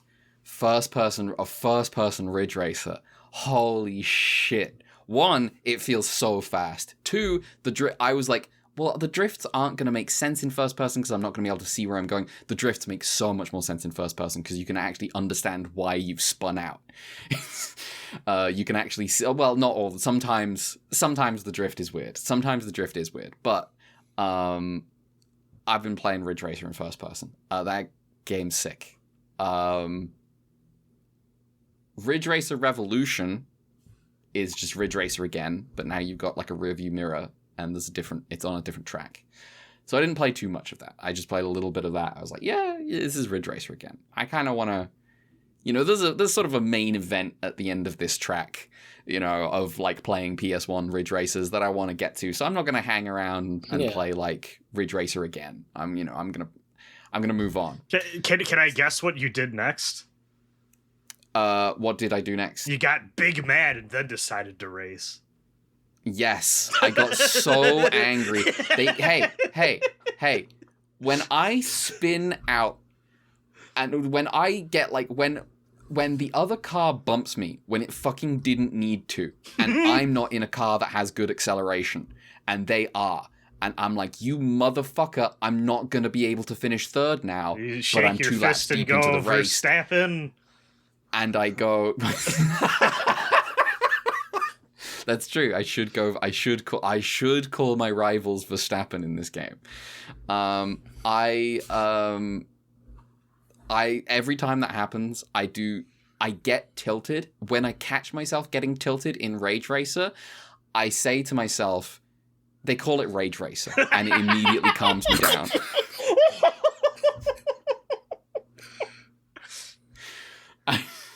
It's just an emotional reset button. It's so good.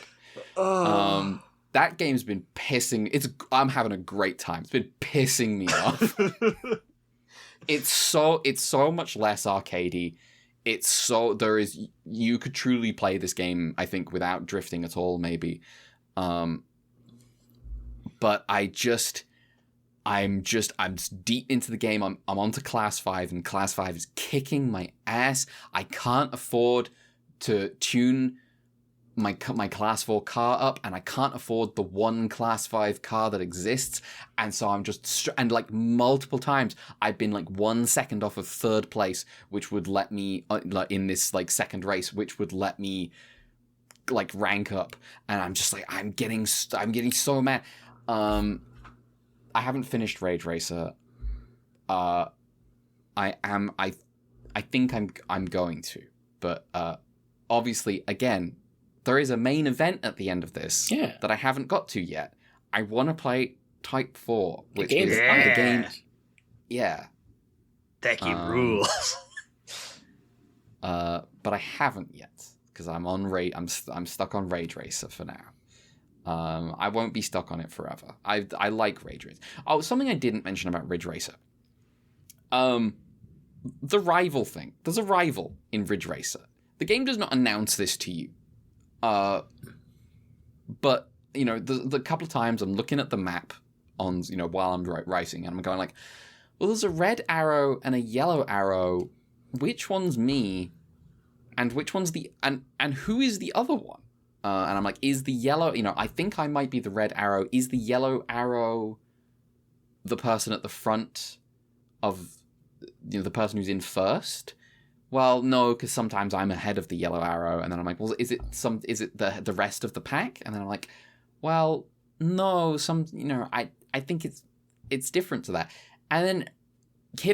I started playing on the mid-level, like after I beat all the beginner, and I went into mid-level, and I suddenly realized, I was like, at some point I was like realizing, man, this one yellow car, every time is like the one car keeping up with me through the race, up to the end, and is like, if I bump my car, this yellow car will overtake me, and I'm like, I have a fucking rival in this game. And that's the guy that's in, like, the time trial as well. And I'm like, that's so cool. I did just, like, suddenly realizing, oh my god, there's, like, one guy that's, like, on my level.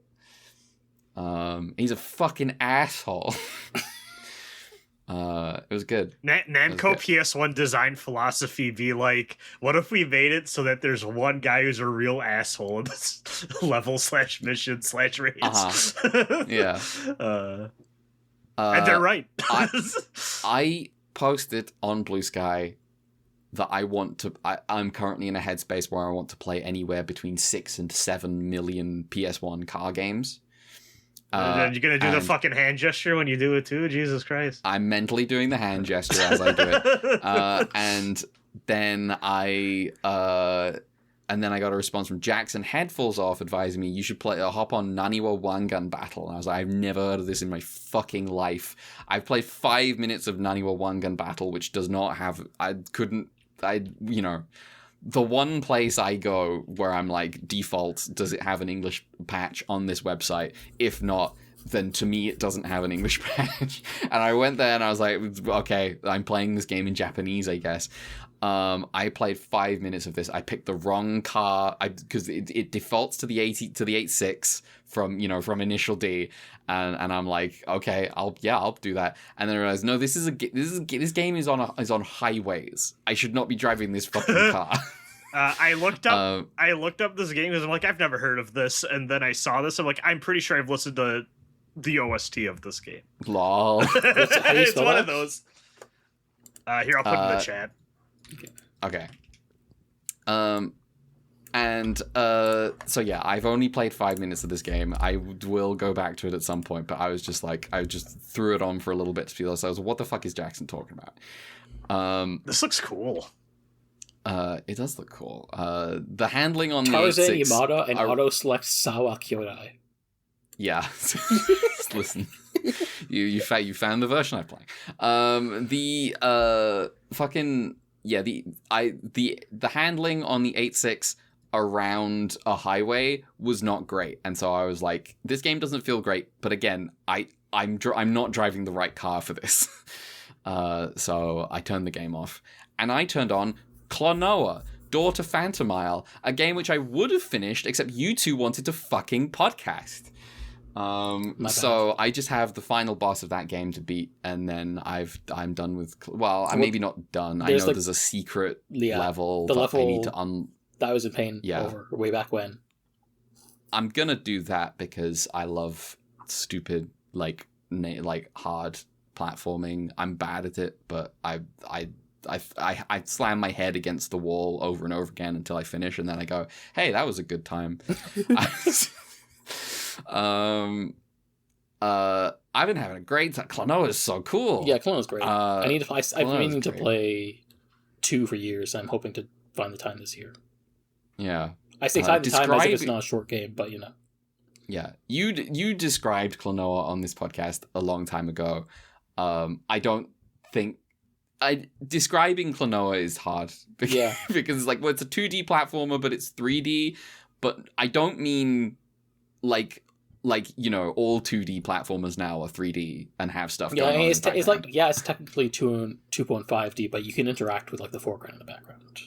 Yeah, and then it's like Klonoa is like this really is a 3D space, and you can like shift lanes into the background, and all the bosses are like done in like a circle that you run around. Games used to have so much except one of them. fun. Like Kirby 64 is another platformer of that era that like they used to just have more fun with that stuff, and it kind of stopped. Yeah, well, We took 3D for granted. Well, I think what happened is everything went like full 3D, and then when they started making like 2-dimensional platformers again, it was all like they wanted to do throwbacky stuff to the really old stuff. So New like Super Mario Bros. On so the like DS. yeah, exactly. So like this particular blend kind of went away, which is a tragedy. Threat. Like we neutralized. do have look, there isn't like the curving levels the way it did in 64 or Klonoa, but the 3DS Kirby games do at least have foreground background stuff hopping between them. So I still need to play those. I should really get on those.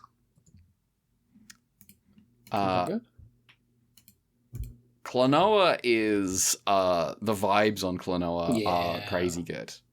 The music's great, and it's like so.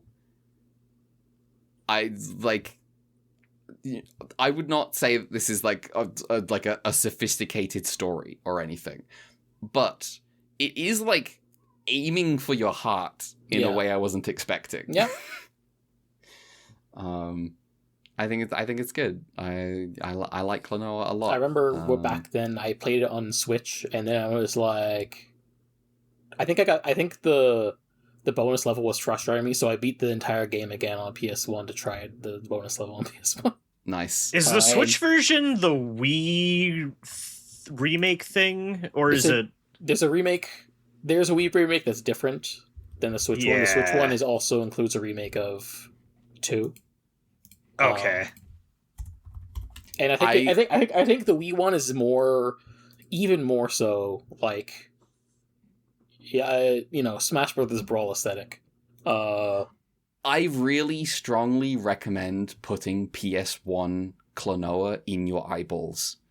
Yeah, it's definitely a better looking game. And I think also feeling game. Like I think there's like some weirdness with the hitbox in the remake too. Mm-hmm.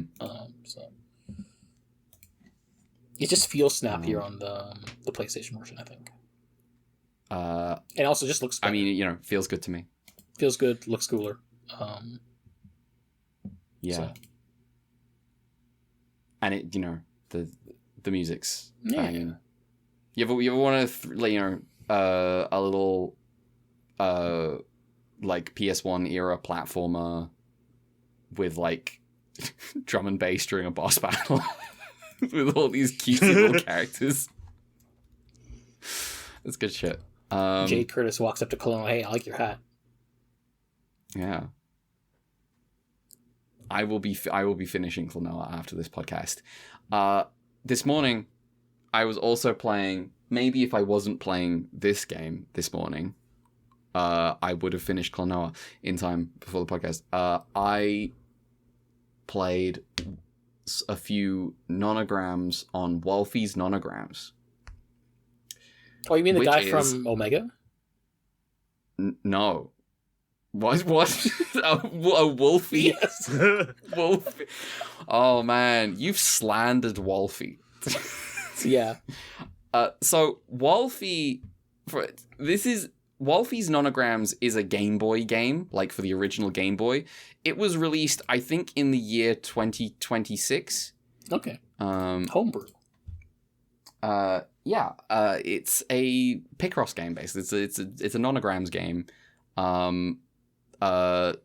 Led by Walfie, who is an artist online. Oh, okay, yeah. Who is very famous for drawing the small Amelia Watson, which started a huge trend of like Walfie art being a big deal. So Walfie big. It took me a minute to recognize the aesthetic here, and I'm like, oh wait, no, I've seen a million of these. Yeah. Despite being small, Walfie is big. And Walfie has, put together a team and made a Nonograms game for the Game Boy. the Game Boy Color specifically. And so I've been playing that. It also works on the Game Boy, obviously.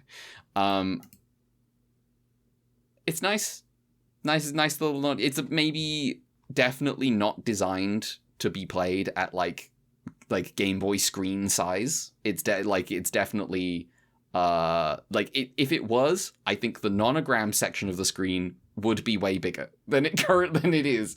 The Nonograms don't take up too much real estate on the screen.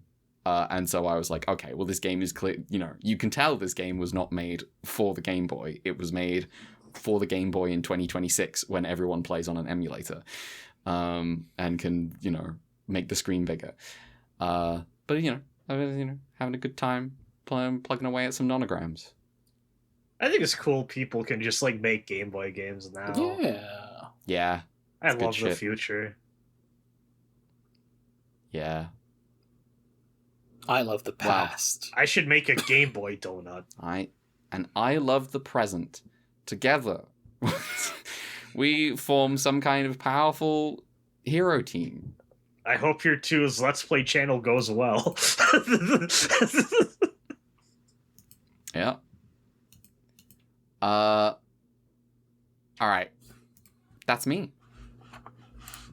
Do we have any emails? We have two emails. A plethora of emails. Oh wait, no. Hold on. We have three. We have three. Two is a plethora. Yeah. No, three is an abundance.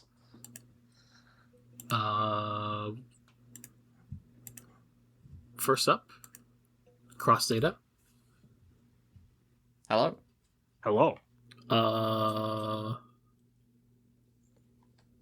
Cross Data here. They were just writing about episode 18.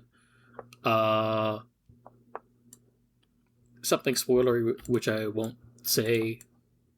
But I said, overall, Gridman has a special place in my heart after being down on a good deal of New Gen Ultraman circa 2016. I'm glad that you're covering it.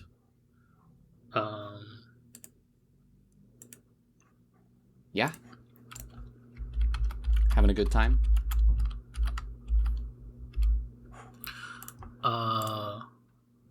Okay, next email. Thank you for your email. Oh, yes. Yeah, that was it. For your email. This one's from Kat. This one's technically an Omega email. So she said, you can do this for Teo. And I'm like, nah, I'm just going to do it now. Oh, yeah, you said we have 3 emails. I was about to be like, I can't believe Mothra Fanboy didn't Kat says, I have no way to prove this, but I promise you that my watch group also came up with Ultraman Surf Dracula independently. Hey, nice. It's there. We believe you. It's there. Hello, I finally finished Omega like a week before Teo comes out, so I guess you can read this on your first Teo Skip in the Queue episode or something. Not reading it here. I think I had the ideal experience with the show where I was charmed enough by its day-to-day stuff. I found Serrato really cute. It wasn't outstanding, but I had a perfectly pleasant time, and I still got to see the super awesome finale. I really do love the reconsideration of the usual Ultraman, quote, humans have to do things for themselves, quote, line. Becoming Ultraman is humans doing things. The thing we're doing is reaching out and making friends. And Walfie did the premise of Ultraman 66 with a plucky little human he saved was his boyfriend. Fandom nonsense of the season. So someone on Tumblr with a pretty large following set up a biggest Omega poll with a bunch of characters who have thousands of... This is ABO, which I just have to assume means Archive of Your Own fanfics about them. I don't actually know what ABO means. ABO? Is that Beta Omega? Omegaverse. Yeah. I'm stupid. I just was remembering a moment I had of this at some point recently where, like, I think it was like sometime, like a few months ago, a friend was telling me, like, yeah, Devil May Cry takes a lot of influence from Italian literature. I was like, oh, huh, I wouldn't have thought that. And then I was like, wait a minute. Owned. And someone submitted Serrato a bit because he's, after all, the biggest Omega. This became a huge thing on Toku Tumblr as everyone jumped on to boost him to victory against the guy from Supernatural, and he won the whole thing. And like he does end the series by letting another man inside him to create a new life, so maybe that is the right outcome. Yeah. That's Yeah. true. That sounds about right. This section of the email is Cat finds scarcely critical Yuri under a rock of the season. Is this about the two women on the main cast? No, it's about the Barossa mom got Kosei and Ayu's genders mixed up, so it's totally not impossible to headcanon the sister one trying to put Kosei in her dollhouse that thought she was playing with some handsome girl prince. Okay, that's all I got. I see. I enjoy well the done. mental Well done. gymnastics. Let me. Yeah. Well done. Well done. Kaiju of the season, it's Zolvaras is the thing. I think that's the bug one that goes Zaba Baduki Omega. That was Jabba. That was a Jabba. That was Jabba the Hutt. That was a good Jabba the Hutt. How do you say I'm my own man now in Hutty?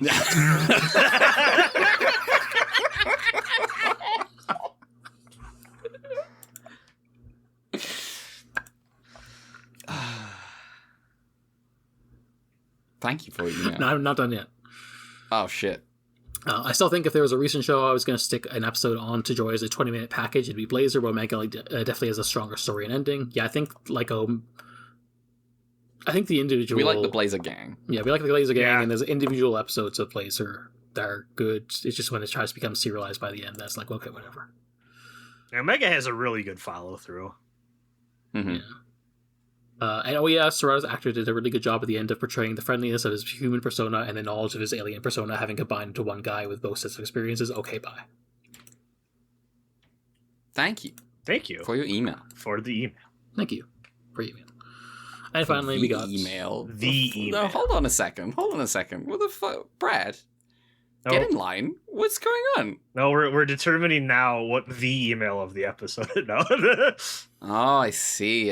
We Please- have to please, vote. please We read vote my- for the email. Please read my book on how to send a good a good email to a podcast. I'm selling it for $20. A discount link if you use code Brad. I see.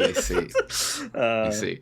I like the idea that once you've used your the email, you can't you use it can't- on any subsequent email. Ooh, so you gotta because what if an even better one comes in next email? Well, Then you look like a fool. This is Yeah. Like a chump. A clown. yeah. I'm gonna disappear like they do in this episode when they die. Yeah. Anyway, Mothra fanboy. Hello. Hello. Not the best matchup for Gridman, but whatever. At least one of these episodes was really good. Yeah, it was. Uh-huh. First of all, I true. want to apologize for something I said about episode 17 last week. I didn't realize how messed up the whole disability thing in that episode was, and let's not really think about it as bad. It's fine. Just feel. I don't want viewers thinking that we're gonna hold them to account for for their opinions about Ultraman. Though you don't have We're to gonna go. cancel You're the fine. people You're, emailing us. You're cool. Yeah, no, you're good. You're Yeah, good. I managed to watch the whole of Futariwa Precure without once considering that the two girls might be girlfriends. Now, to be fair, And then when they someone do pretend Yeah. that Nagisa does have a crush on a boy in that show. Yeah, but then when later someone was telling me like, no, like there's, it's like a very big ship, Nagisa and Honoka, and I was like, really? It's truly just things just hit different for different people. It just happens. Have you seen the Nagisa Honoka wedding figure they made? I did see that. That was funny. Yeah. Thanks, Toei. Nagisa should be wearing a suit. I'm gonna be real. Probably. But as we know, by now, Precure could not invent Nagisa again.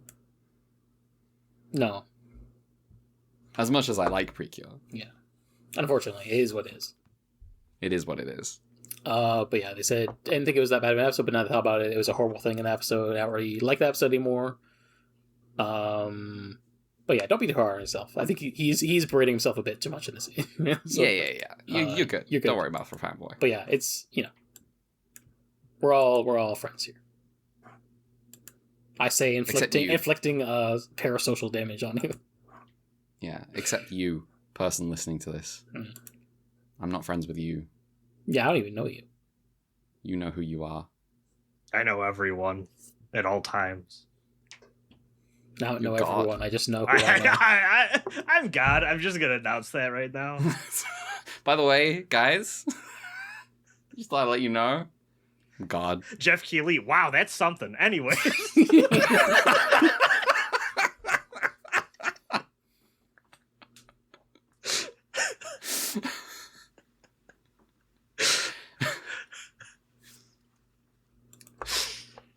This email.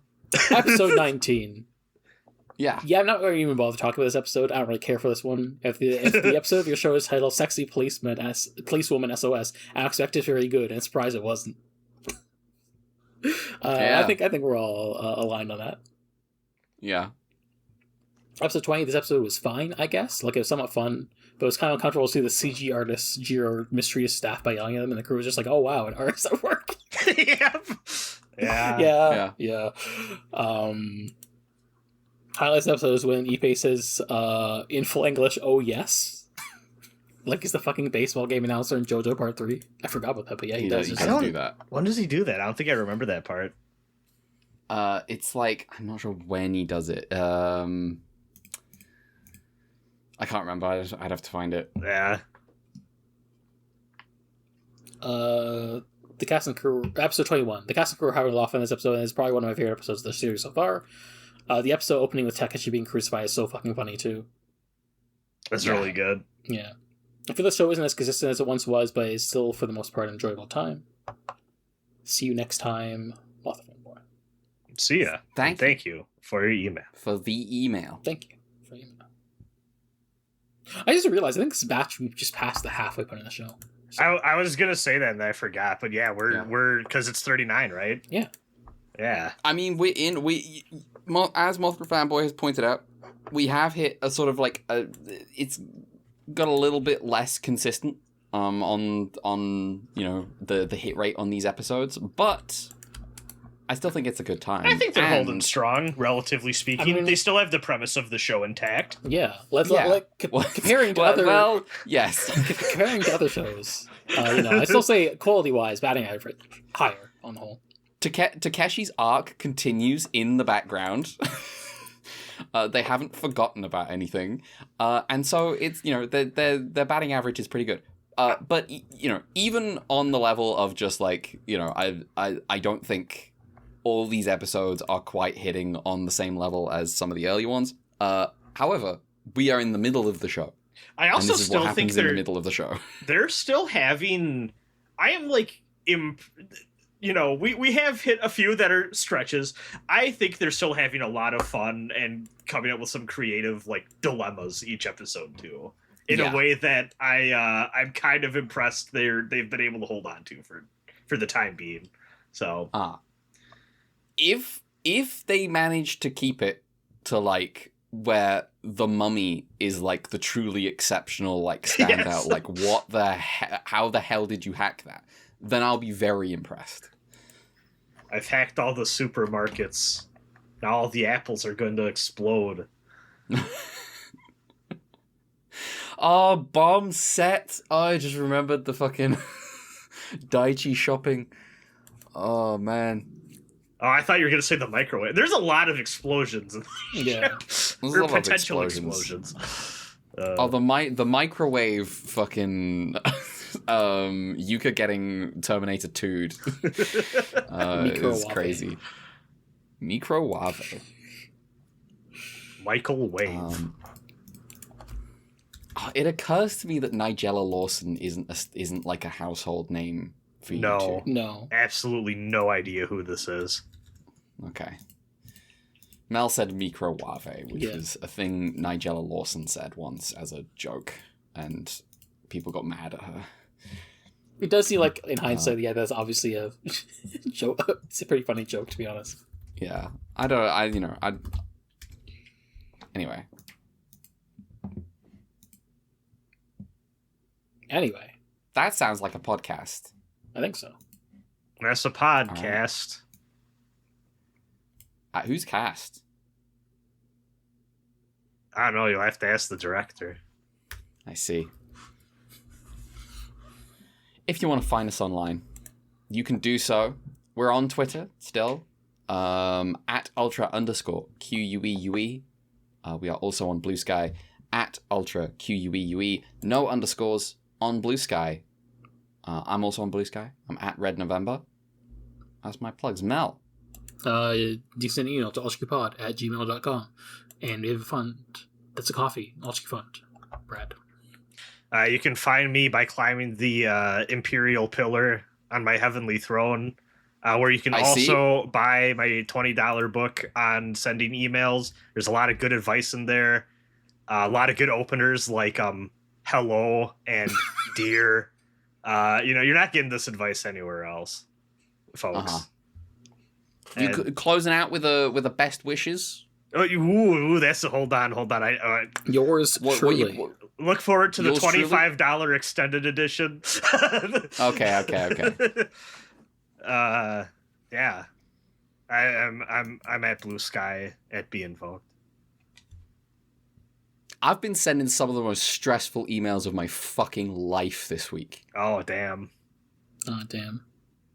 My job is a white collar job, and so it's like an office job. It's an email job. And so that generally leads people to think it's kind of fake. It's not fake. It has a very direct, immediate impact on real people in the world. You can't just be bad at it. And I've been dealing with some incompetence this week that I don't think should be allowed. I think the person I had to email this week should be fired. I don't think they should have this job. I had that recently with I had to clean up some messes that other people should have absolutely have dealt with like 5 minutes of their time. Office jobs are fun. I will not actually wish fired on anyone because unemployed. I would not know. However, Jesus Christ, it's been rough. Jesus. In the words. Jesus. In the words of... the characters in the show. Yeah. Jesus. It gets me every time. Well, that's because you're God. True. Like, that's my boy. Yeah. Wait, aren't you also supposed to be him? Yeah. I could be my own boy. I could be my own boy. Fucked up. Goodbye, everyone. See you next week. 3 more episodes of Gridman. And also, Teo. Oh, are we watching Teo next week? Yes. Yes. Okay, when does the Teo episode air? Fridays, right? Friday evening. Well, Friday evenings for North America. So I guess like closer to like... It'd be... Okay. That should be fine. I have something I'm doing on Saturday. I'm going to be kind of wiped on Sunday. I'm still going to be podcasting, but yeah. Anyway. I mean, yeah, we can see like how you're doing on those episodes, but I'll be fine. Fingers crossed. All right. Goodbye for now. Goodbye. later.